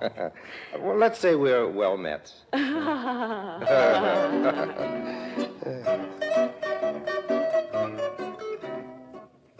Loveliness was gracing my car. Loveliness in the form of the emerald locket around Mrs. Donaldson's neck, and loveliness in the form of Amy Collins. She was Mrs. Donaldson's hired companion. She had red hair and eyes to match the emerald, and she liked me. I think she liked me. Every so often I'd catch her eye. And she'd turn away, as if she were guilty of something. Really, Mr. Lime, I've never been so humiliated. Just standing there with that man poking away at my underthings, messing up all my clothes. Absolutely no regard for our feelings. Something should be done about this. He was only following instructions. I don't think he wasn't doing anything of the sort. He was just being malicious and perverse. If it weren't for Mr. Lime, I don't know what would have happened. We're deeply indebted to him. Oh, you don't owe me anything at all. I did what any other American would have done, Mrs. Donaldson. I wish we could repay you for your kindness. Well, you know, I think maybe you can. Wonderful. Just tell us what it is. Well, I've got to buy my sister a gift. It's her birthday. I don't know too much about jewelry, so I wonder if either of you could come along and help me shop. Of course we can. Amy does most of my shopping for me. She's very good at That's it. wonderful. I'm sure she'd be delighted to help you. Don't you want me to help you get your things unpacked? I'm already unpacked, thanks to that customs official. No, you go ahead. Just drop me at the hotel. You don't mind, do you, Miss Collins? Oh, no, not at all. Good. It's a relief. Now, I'd like both of you to be my guests at dinner tonight. That's very kind of you. We'd be delighted. Oh, it's my pleasure, Mrs. Donaldson. Really, it's my pleasure. We deposited fat Mrs. Donaldson in a room, and then Amy and I went shopping. I took her along to the Corso Vittorio Emanuele, one of Naples' better thoroughfares. What are you looking for, Mr. Lime? Please, call me Harry. All right. May I call you Amy? If you wish. You don't sound very enthusiastic. Please call me Amy. That's much better. What do you want to buy for your sister? Some nice jewelry, a necklace or a locket, something like that. Mrs. Donaldson was wearing something pretty, something like that. You don't know much about jewelry, do you? Well, I know what I like. Most of the time, the things I like you can find in a dime store. You won't find Mrs. Donaldson's locket in a dime store. It costs about $20,000. $20,000? You're kidding. No, that's a real emerald she has set in the locket. Well, she must be crazy traveling with a thing like that flashing on her neck. Well, it's not very wise, but she's very sentimental about it. Her husband gave it to her just before he died. She swore to wear it every day of her life. She was very devoted to him. Well, I suppose you think I'm pretty much of a chump about jewelry. You have good taste.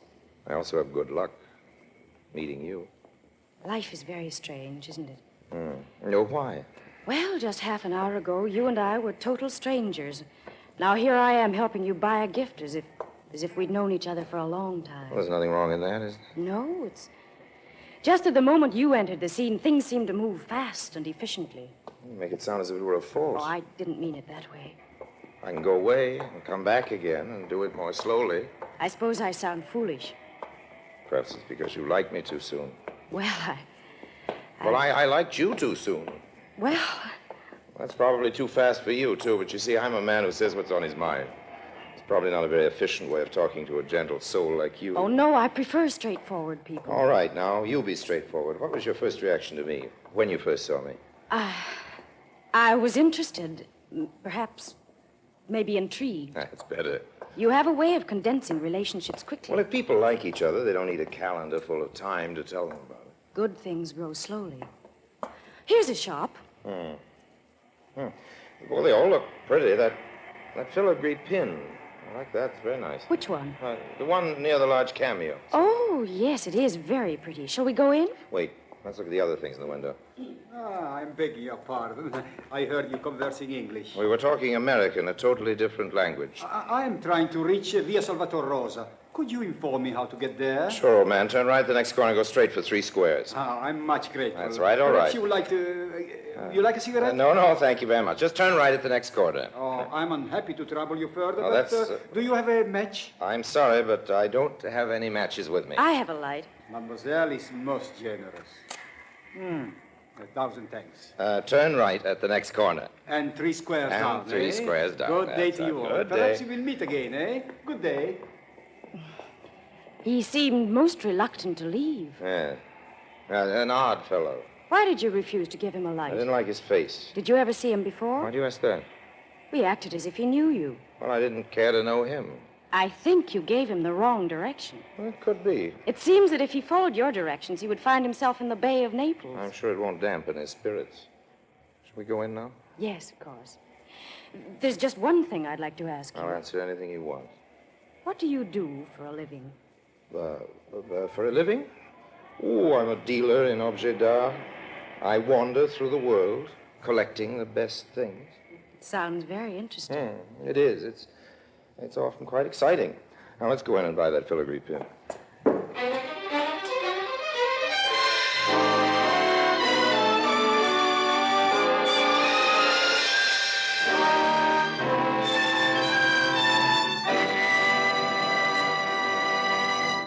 Orson Welles returns in just a moment as the third man.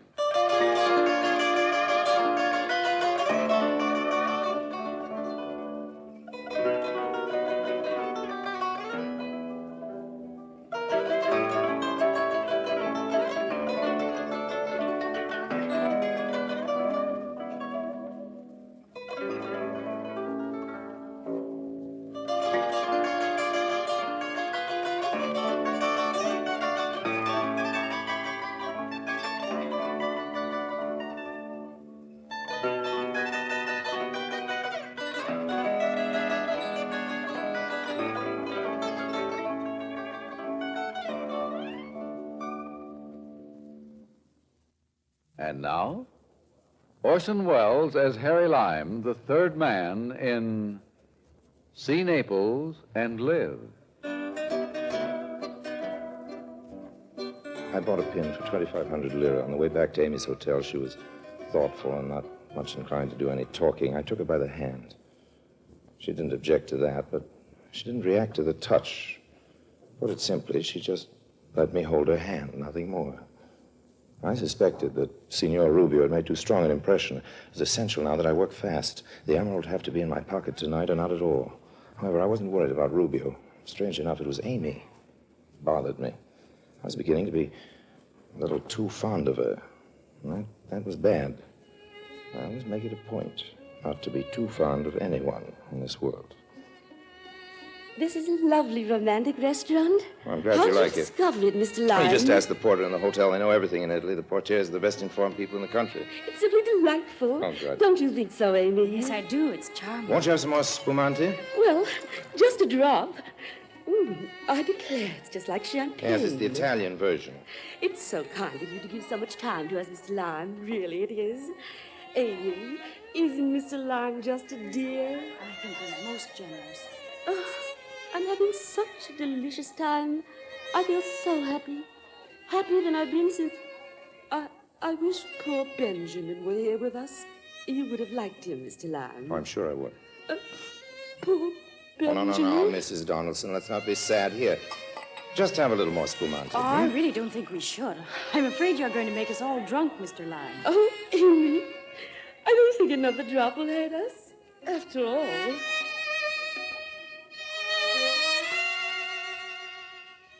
By this time, Mrs. Donaldson was becoming thoroughly relaxed.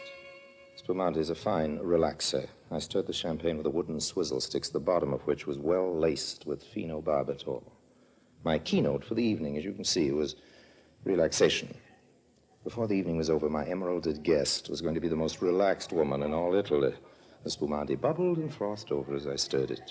I know I shouldn't have another glass, but... Perhaps you had better stop, Mrs. Donaldson. Never.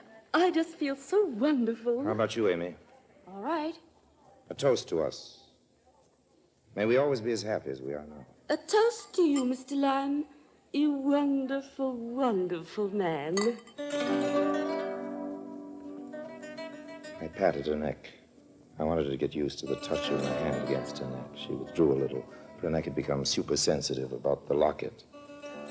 So we drank. I studied the clasp on the locket. It was a simple device. You turned a tiny wheel, and it released the catch. Just a twist of the wrist. The musicians are going to play again. Cameriere, cameriere. Please, Mr. Lime, no more spumante. No, I have a special surprise. Yes, signore? Have the musicians come over here. Yes, signore. Oh, isn't that sweet? That's a lovely gesture, Harry. I thought you'd forgotten my first name. Here they are, signore. What would you like them to play? Well, what would you like, Mrs. Donaldson? Oh, I can't think of a thing. How about some Neapolitan songs? Per favore, Monastero Santa Chiara. Canta però.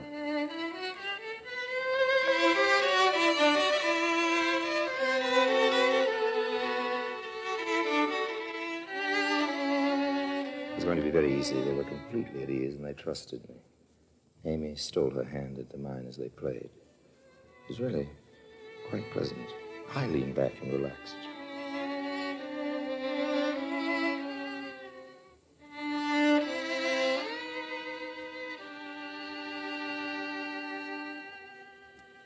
That was just beautiful. Very good. Thank you. Molto grazie. Here's something for the lads. Oh, grazie, signore.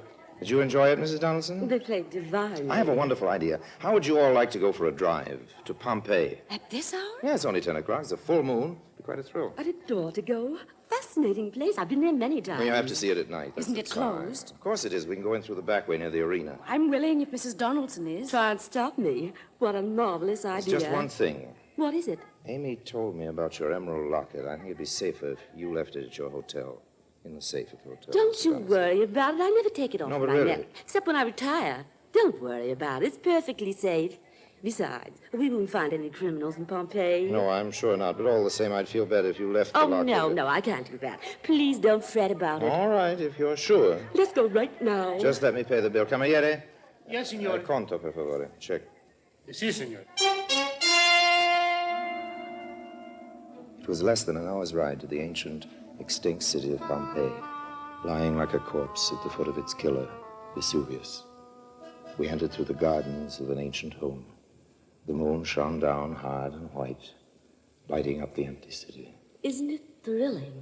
Beautiful and frightening. A chap by the name of Trebio Valenti used to live here. He hasn't been home for nearly 2,000 years. Here we are in Abbondanza Street. It's in perfect condition. Isn't it exciting? It's unbelievable. Look at the gutter. You can see where the chariot wheels made deep ruts in the stone. What a narrow street. We can walk in the gutter. I don't think we'll be run over by any chariots tonight. Where does this street lead to? To the Forum. What about those lovely buildings? Oh, they're old mansions. Belong to a couple of rich fellows. See the sign on the wall? What does it say? Post no bills, in Latin. And the sign alongside of it? Down with such and such a tyrant. Time has worn away the name. It's just amazing. It's all beginning to make me feel faint. Oh, don't you feel well, Mrs. Donaldson? I feel fine. Just sleepy. I don't know why I should feel sleepy when I'm so excited. Don't you want to sit down? Maybe I'd better. We'll just rest for a moment. I think we'd better go back. We will, but first we'll let Mrs. Donaldson catch a few minutes' rest. There's a marble bench in the atrium of the Casa de Ceriali. He used to be an arrogant rich man who didn't like the strangers visiting his palatial home, but I don't think he'll mind now. Oh, it's lovely in Here we are. You sit down, Mrs. Donaldson, and rest your shoulder against mine. There you are. You're a darling, Mr. Lime. Amy, if you walk into the other room to your right, you'll see some excellent frescoes. They're beautifully preserved. May I have the flashlight? Yes, here. Mrs. Donaldson was sleeping softly. I pressed my fingers against her neck to test her responses. There was no reaction.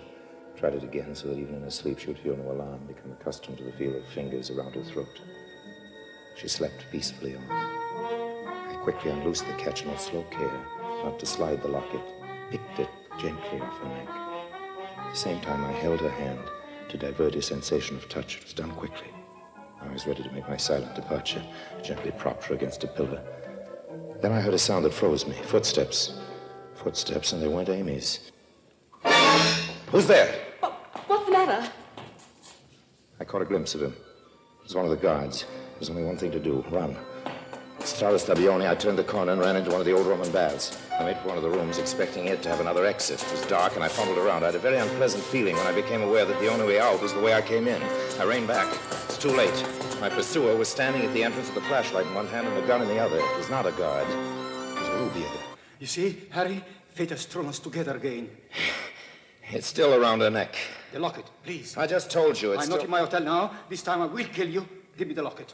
I'm not a usually reckless fellow, but this time I did a very rash thing. I rushed him. He fired. The bullet tore a hole in my shoulder, barely touching my skin. I wrestled with him. He fell on the marble floor.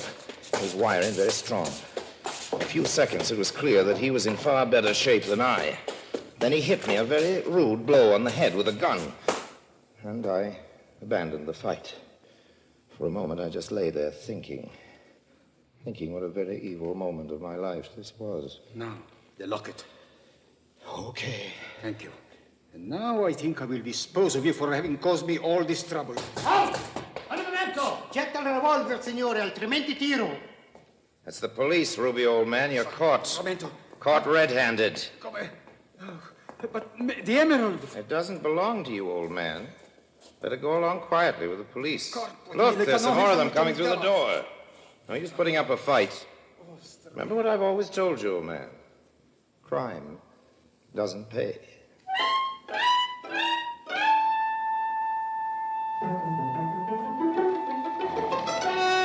I don't know how to thank you, Mr. Lime. Risking your life to save my locket. Oh, that's all right. You're the most brave man to chase after him in the dark, unarmed. I just gone to see where Amy was, and I heard the sound. There he was, deftly removing the locket from your neck. I felt someone puttering around my neck, but I thought it was you. Oh, really? I was asleep, you know. Yeah. Now, I had my suspicions about this Rubio from the first. Does the wound hurt much? Oh, it's nothing. It's a hole in my suit. And a bad bump on your head. You poor boy. It'll heal. Amy, you haven't said a word to our hero since they arrested that Rubio man. I'm just stunned. Oh, I'm sorry we got you into this. I never should have taken you to Pompeii. It's all my fault. Of course not. That terrible man would have tried to snatch the locket wherever I was. It's just a lucky thing I met up with you. I'm going to give you a gift. You just must take it. £100 note. Oh, I wouldn't think of it. You'd make me very happy if you took it. Oh, no, I absolutely... Please, Mr. Lime, please. Well, if it means so much to you, I'll give it to my favorite charity, yes. Well, here we are at the hotel, safe and sound. Thanks to you. I must run upstairs. The whole thing has given me a severe headache. You will call me in the morning, won't you, Mr. Lime? Indeed, I will, Mrs. Donaldson. Good night. Good night. Oh, Amy, can I have a word with you? I'll be up in a moment, Mrs. Donaldson. Of course, dear. Good night again. And bless you, Mr. Lime. I'm sorry about this evening, Amy. So am I. Let's meet for lunch tomorrow. No, Harry. Why not? I never saw the frescoes on the wall. You didn't? No, I didn't find them, and I walked all the way around. I saw you from the front entrance. Oh. Besides, a man who deals in fine arts would know an emerald locket from a dime store trinket. Yes. Should have thought of that. I was beginning to like you very much, Harry. Well, I'm sorry I'm not the kind of man you'd like to begin to like a little more. It's a pity. You want to see me again, ever? It'll never be any good. Well, you might as well have the filigree pin. What about your sister? I haven't spoken to my sister in 10 years. She doesn't approve of me. Supposing I give it to you. No, thanks. You mean you wouldn't take it? No, I couldn't. Well, supposing if you didn't take it, I just threw it away. Oh, but you shouldn't do that. Oh, I won't. We were just supposing. Now, goodbye, Amy. There's no supposing about that, I suppose.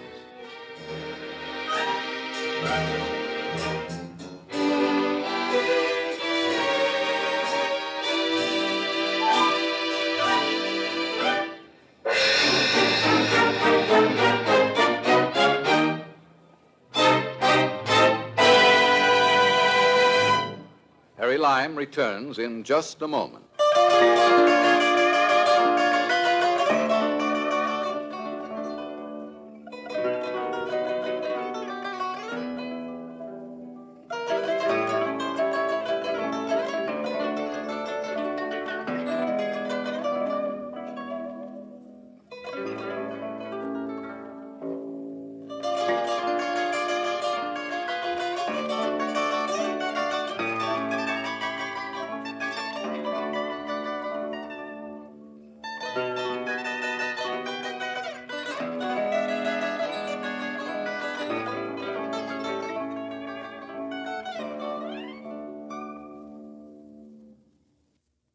And now, Harry Lime. As I walked to my hotel, I thought about l'affaire Emerald. It cost me about $100 to bribe the custom official, the champagne, and the gold filigree pin. The reward left me with a profit of $270 plus a bump on the head and a hole in my suit. I'd lost the lovely green emerald and the lovely green eyes of Amy. The emerald didn't bother me too much, but Amy. Oh, Amy. She nearly interfered with the great romance of my life, my love for Harry Lime.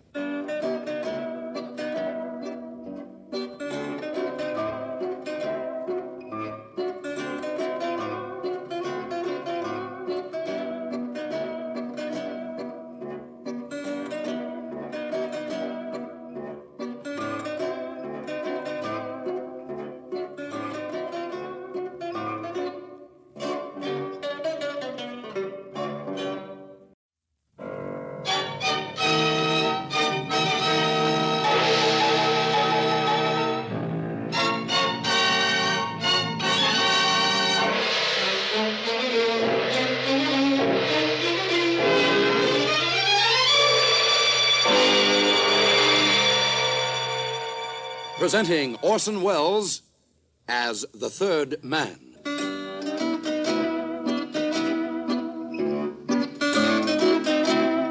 The Lives of Harry Lime. The fabulous stories of the immortal character, originally created in the motion picture The Third Man, with zither music by Anton Karas.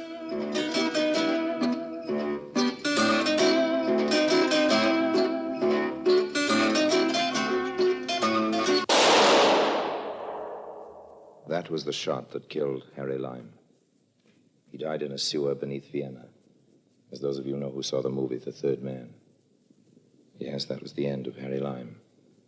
But it was not the beginning. Harry Lime had many lives, and I can recount all of them. How do I know? It's very simple. Because my name is Harry Lime.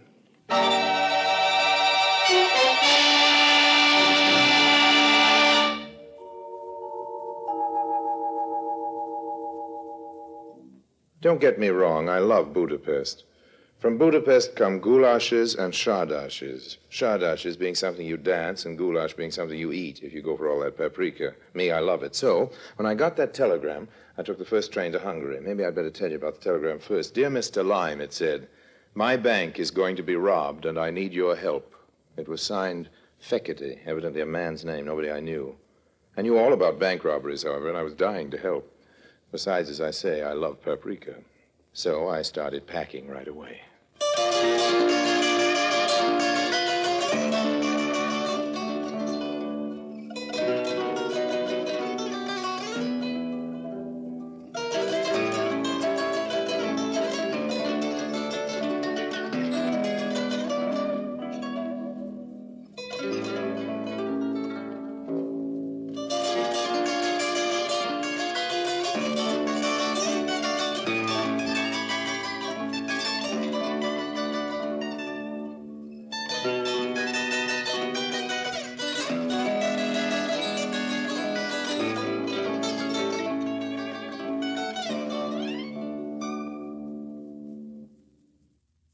And now Orson Welles as Harry Lime, the third man, in today's story, Too Many Crooks.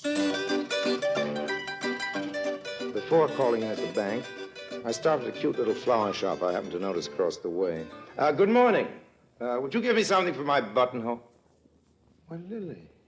Lily, what are you doing here? We have some very pretty pink gardenias. Oh, come on, Lily. Don't tell me you don't remember me. And how are all the Corellis? The who? Now, don't give me that, Lily. My name is Lulu. Well, it used to be Lily, and you used to be a blonde. And the Corellis, as you know perfectly well, because you used to work for them, are the best bank robbers in Central Europe. Well, what about it, honey? Here are your gardenias, Harry. Now get out of here. Okay, honey, okay. No need to get in a hassle. I'm telling you, Harry, get out. I never was one to argue, so I took my gardenia across the street and wore it into the bank.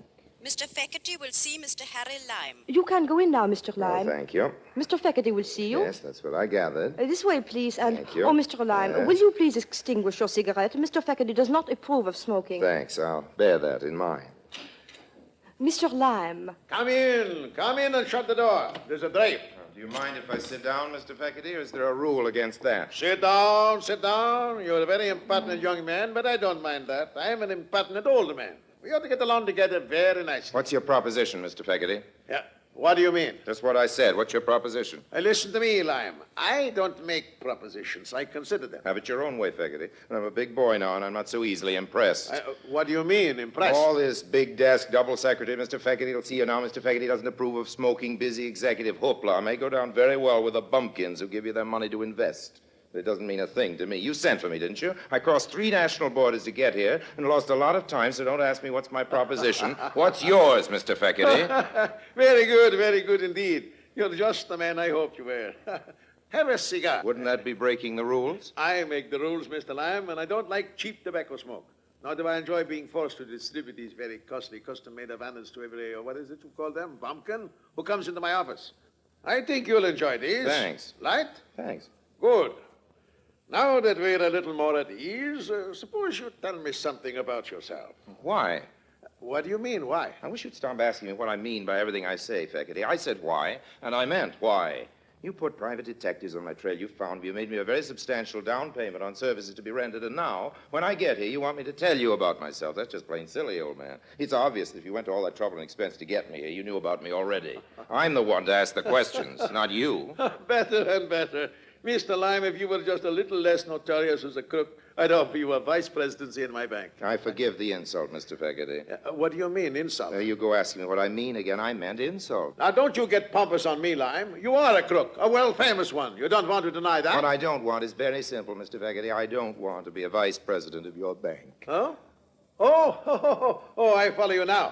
Don't worry, Lime. Right. I promised you $20,000. That's right. Or its equivalent in Hungarian pesos. Oh, wait a minute. And you'll get it without having to serve as an officer of this You bank. promised me $20,000, old man. There weren't any gimmicks in the agreement about the joke money you folks pass off on each other locally. I know. I carry my own microscope for reading the fine type. Very well, very well. $20,000 it is.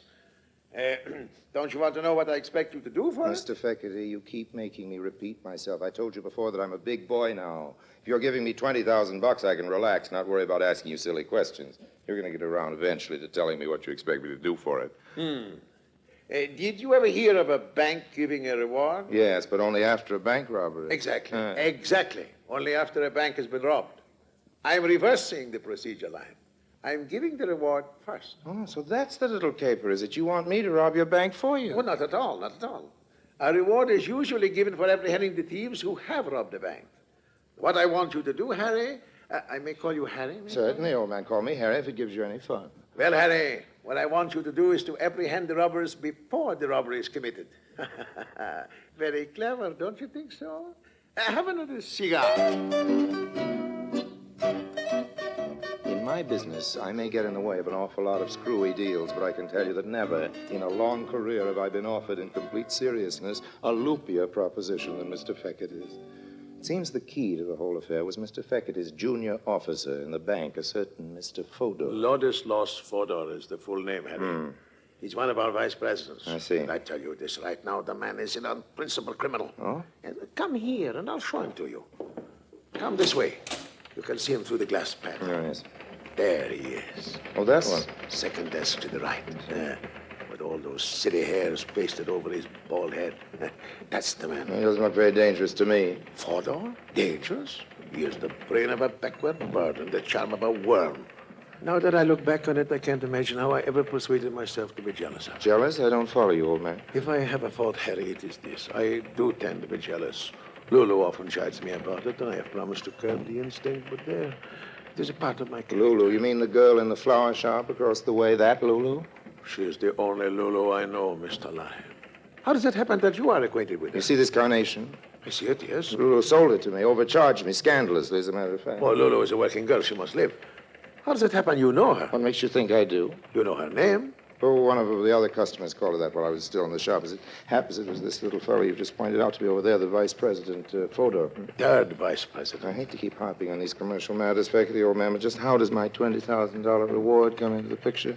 Let us retire to my inner office, Harry. I never tell you. Okay, Come. old man. Sit down, please, Harry. Have another cigar. My pockets are bulging with cigars now, old man. Let's concentrate on the 20,000. Certainly, certainly. Oh, Miss Carver. Miss Carver. Yes, Mr. Feckety? No matter who calls, don't disturb me. Not on any account. I'm having an important conference. Yes, Mr. Feckety. Oh, jealousy, Harry. Jealousy is a terrible thing. Yes, certainly is. Now, about this reward. Jealousy is the green-eyed monster who doth mock the meat it feeds on. That's how the poet Shakespeare expresses the it, poet Harry. Shakespeare said a mouthful, and now... But still, if it had not been for jealousy, I would never have followed this Fodor into Lulu's shop. And if I hadn't done that, I would never have discovered the digging. Digging? What digging? What would you say, Harry, if I were to tell you that running under the street from Lulu's flower shop to this bank, there is a tunnel? A tunnel? What would you say if I told you that? Well, I'd say, well, what do you know? That's what I'd say. That's what I said when I found out about it. And that's why I say now that I mustn't ever forget to be grateful to jealousy, particularly since I've discovered that there's nothing between Lolo and Fodor. Nothing serious, that is. And do you know what I'd say to that? No? A couple of rude words. Yeah, but why? Why? You find them scrabbling away together like a couple of chubby moles, digging away in the general direction of your bank vault, and you say there's nothing serious between them? There isn't, I'm sure of that. I have Lulu's file. And besides, what could she possibly see in a fat little nonentity like Fodor? No, the only one who thinks it's serious is Fodor. And that's the whole point. Fodor is a dupe, a mere cat's paw in the conspiracy. Oh, yes? And who's the mastermind? I am. Uh-huh. And what does Fodor think about that? He languishes in ignorance. He knows nothing. And to think that he aspires, he dares to aspire to my position in the bank. And how does Lulu fit in? I must tell you that Lulu has given me some reason to hope that she will someday make me the happiest man in the world. And how will she do that? By giving up Fodor or sending you a big bouquet of roses? Let's get down to cases, old man. Wedding bells can ring out from Buda to Pested back again, but I won't be there to throw any rice unless I get paid. What is it exactly you want from me? Lessons on how to help Fodor and Lulu rob your bank? Fodor's going to do the robbing, and besides, it isn't my bank. I'm only a salaried And officer. then Fodor gives you the money to give to Lulu, is that it? Certainly not. That would be silly. That's just what I was thinking. No, every day Fodor is supposed to take the paper money from the various cages and place it in the vault. Yeah? This is his responsibility. Yeah? Tonight, however, he will not do this. He will leave the money outside the vault, hidden in a large filing cabinet. Oh, yeah. Oh, the entire plan has been carefully worked out, I can assure you. All I can say is this Fodor of yours is a very cooperative type of cat's paw. Don't call him this Fodor of yours. He isn't. He's no Fodor of mine. Have it your own way, old man. What comes next? You, I suppose, huh? You come a half hour later with a dark lantern and a gunny sack. You wrap up the money, join Lulu, who's been waiting for you across the street in the flower shop, and the two of you, hand in hand, move off down the road into the sunrise and also into the very choicest Hungarian hooskow. What is a hooskow? A jail or prison, a place of forcible incarceration, a lockup for bad little bank robbers. Not at all, not at all. It is Fodor who goes to prison. Oh, yes? And how do you work that? That is one of the things I want you to arrange. Oh, I see. I'm going to have to earn that $20,000. I think we'll start by having it deposited in my name and in somebody else's bank, old man. Why now? And why another bank? Well, every bank in Budapest isn't going to be robbed tonight, so I think I'd prefer one of the others. And I'll take it now because I know you wouldn't want me to go to the police with what is, after all, a fairly sordid little story. Go to the police, but that's blackmail. Oh, watch your language, old man. Blackmail's a nasty word. You know, all I want is protection for my poor little $20,000. I'll give you service for it, too, but I want to be absolutely positive that you're ready to meet your payroll. Very well. You'll have your money, but you will help me. I'm going to need a few more solid facts, old man. Well, it all began with this insane jealousy of mine for Fodor. Oh, yeah? I took to following him. He used to go into Lulu's flower shop at night long after it was closed. And one time he left the shutter unfastened and I went in. There were no lights in the shop itself, but I could hear voices from the basement below. I opened the trapdoor very carefully so as not to be heard. And what do you think I saw? You saw Lulu, Fodor, and three men all hard at work digging a tunnel. Yeah. How did you know? I didn't, I guess. After all, you told me there was a tunnel. But the three men, how did you know about them? Still guessing. It's pretty obvious that Mr. Fodor and Lulu couldn't dig much of a hole without getting some help. Tell me this, it was Lulu who persuaded you to call me in on this deal, wasn't it? How did you know that? Still just guessing, old man, just guessing. Now, let me guess on for a minute and stop me when I'm wrong. When you saw what Lulu and Fodor were doing, you went home and brooded for a while, and then a few days afterwards, you confronted her. It was the next day. Oh, okay, it was the next day. And Lulu admitted she was planning to rob the bank, but said she was just using Fodor, and you were the only one she really cared about. And if you joined the party, it's you she'd run off with, leaving Mr. Fodor holding the bag. An empty bag. How am I doing? Oh, you're a clever man. Sure I am. That's why Lulu had you sent for me. You see, the idea is that Fodor will hide the money outside the vault and leave. Then, according to the arrangement, as he understands it, Lulu will come through the tunnel at night with her helpers and take the money back under the street through the tunnel. Who did she tell Fodor these helpers were? She said one of them is her brother and the other two are cousins. And what did she tell you? That's what she told me. Why? Nothing, old man. Nothing at all. Just give me one more guess, Oh, go ahead. After Fodor leaves the money, what you do is crawl back through the tunnel with a sack of currency clenched in your teeth. But no, that wouldn't make any sense, would it? You'd run into a couple of brothers crawling in the opposite direction. I'm not to have anything to do with the tunnel. You see, Fodor leaves the money out just before closing time. That way, he's implicated, and we have a scapegoat. So there's nothing to stop me from letting myself in with my key at night and walking away with the money. Who could suspect me? It's a perfect crime, Harry. Wouldn't you say so? Yes, it's quite a crime if you look at it in one way. But tell me about the brothers. What are they supposed to think about all this? Oh, they don't know about it. Lulu hasn't told them. But the news will reach them eventually, and what then? They must be implicated somehow, along with Fodor. But I must be protected, and Lulu. That's what you're here for, Harry. Have another cigar.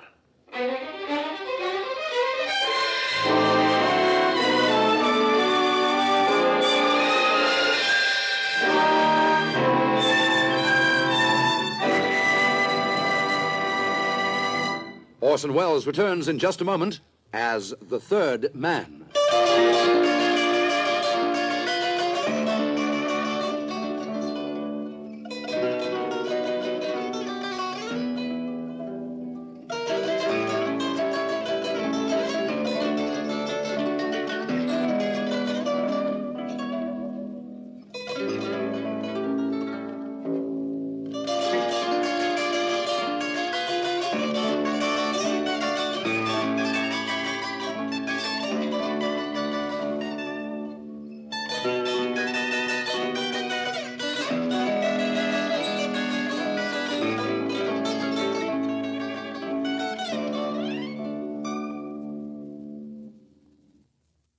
And now, Orson Welles, as the third man, continues with today's story, Too Many Crooks.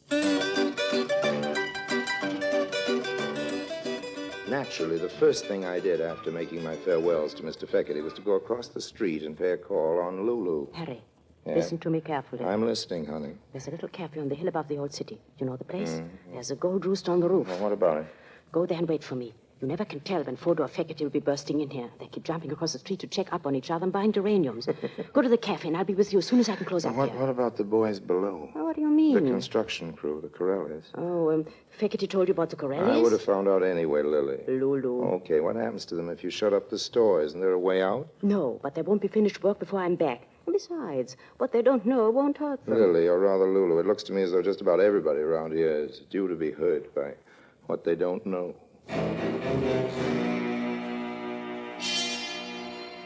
I found the Gold Rooster and sat down on the terrace of the restaurant to wait for Mr. Feckerty's fiancée. Over a glass of Tokay, I tried to add up the situation as of then. As far as I could see, the whole setup was like a Picasso painting. No matter how you looked at it, it was cockeyed and upside down. Hello, Harry. Don't order anything for Hi. me. I haven't time. Don't worry, Lily. I'm not here to celebrate. We can have our party after I know who's going to pay the check. I wish you'd call me Lulu. Okay, Lulu. Now, here's all the sense I can make out of this little caper. You came here with the Corelli gang, No, right? they came first. Then they sent for me to work in the flower shop for a front. The tunnel was their idea. Then you sent for me. That was your idea. Right. Now, Fodor thinks he's going to divvy up with the Corellis and marry you on the proceeds. Something like And that. Feckerty thinks something like the same something. The president thinks he's going to put it over the vice president.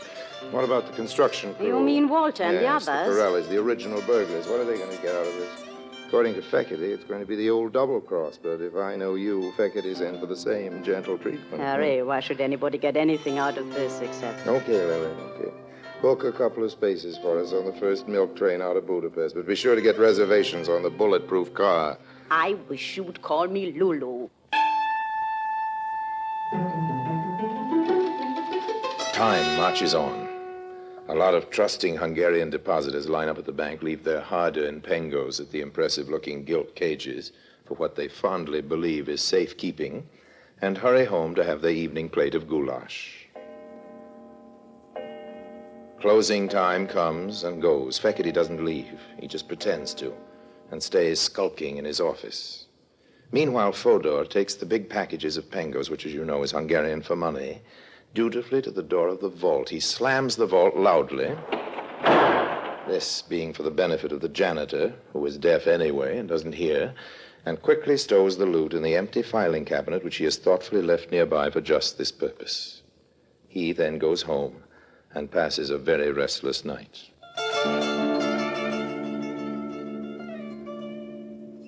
The moon rises over the city and winks at its own reflection in the Danube. A lot of good Hungarians are in their beds. The others are all in a nightclub called the Arizona, dancing the Sardash. They do not come into this story, so we'll leave them dancing. Down onto the street, the Corellis, those adept bank robbers, continue to dig. They are putting the finishing touches on their tunnel, and we will not listen in on them because their conversation is very vulgar indeed. In his luxurious office, Mr. Fekete sits biting his nails and dreaming of a long West Indian cruise with Lulu in an adjoining deck chair.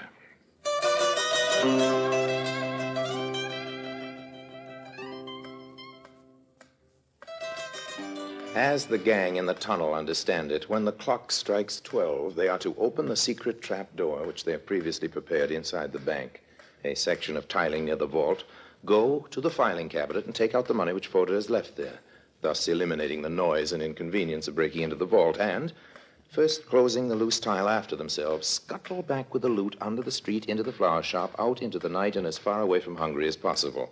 As I say, that's the way the gang in the tunnel understand it. This is also the arrangement as Mr. Fodor understands it, with a trifling difference that he expects Lulu to stop by for him with his share of the profits. Like Mr. Fekete, he is biting his nails and dreaming of tropical cruises. And what of Lulu? What of Lulu, indeed? It is Lulu's little plan to foozle everybody, Corelli, Fodor, and Fekete. She's led them all on to just this point. It is the point of departure. Lulu's departure. Lulu and all those neatly wrapped packages of pengos. The trouble is, it's all just a little bit too much for one little girl to handle alone, so Harry Lime's been sent for. Harry is supposed to assist at the general foozling of one and all, and then, in due time, of course, he's to be foozled as well. Lulu will send Harry off to mail a postcard, and when he gets back, Lulu will have continued her travels alone, with nothing to keep her company but the loot. That, as I say, is the way Lulu understands it. The clock, high in the steeple of San Stefano, strikes 12. This is the signal. Mr. Corelli, that celebrated expert, with his two able assistants, starts toward the bank. The tunnel was not built for comfort, and the going on hands and feet is a trifle rough. There's a bit of genteel cursing, but hearts are high. At the sound of the clock, Mr. Fekete removes the bound bundles of money from their place of safety and checks once again the bolts and fastenings which keep the loose tile in its place. In the darkness, Mr. Fekete smiles. He is satisfied that, contrary to the Corelli's expectations, the bank end of the tunnel is firmly and irrevocably closed. Still smiling, he starts toting the money toward the side door for which he, Mr. Fekete, is the perfectly legal possessor of a key. On the outside, Lulu, with a high-speed car, is supposed to be waiting for him.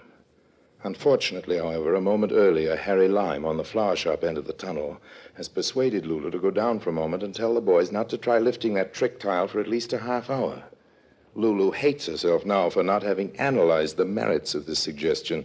She has plenty of time now to think this over because foxy old Harry in the flower shop has bolted down the trap door. The clock has stopped striking, of course, and Mr. Fekete pops out of his bank looking for all the world like a jolly Christmas shopper with his arms loaded with bundles. There is a high-speed car waiting for Mr. Fekete, all right, but it is full of strange gentlemen, and they are all dressed in uniforms. Put up your hands, Peggotty. Put up your hands. You're under arrest. But there's some mistake. No, not at all, old man. No mistake at all. You see, gentlemen, just as you were told, there he is, and there's the money. Come along now, Peggotty. We are taking you in. You, Harry, a police informer. Not a bit of it, old man. I wouldn't dream of telling on you. No, the cop got the tip-off from an anonymous letter, and you know how you spell anonymous? L-U-L-U. Lulu. She did it.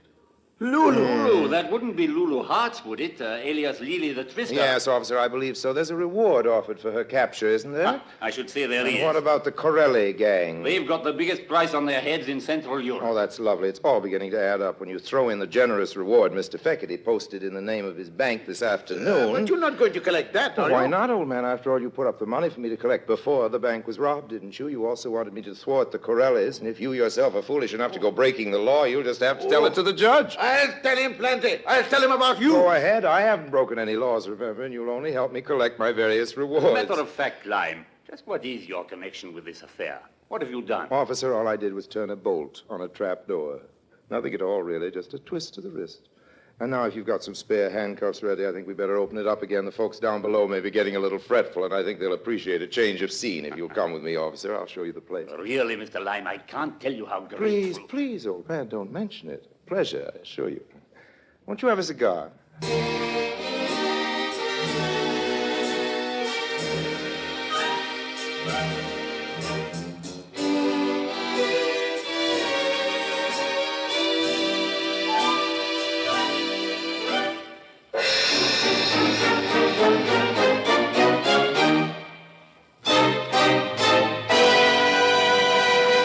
Harry Lime returns in just a moment.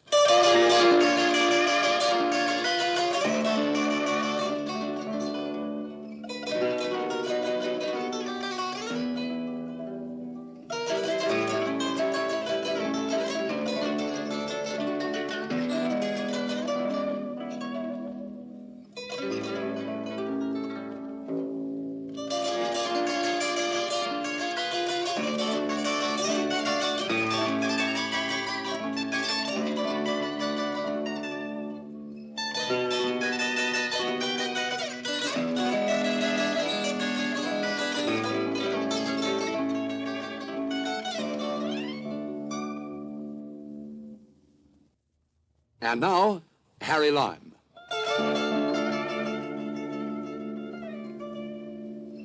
You know, friends, I had thought of substituting those fat packages of pengos for the same weight of old newspapers.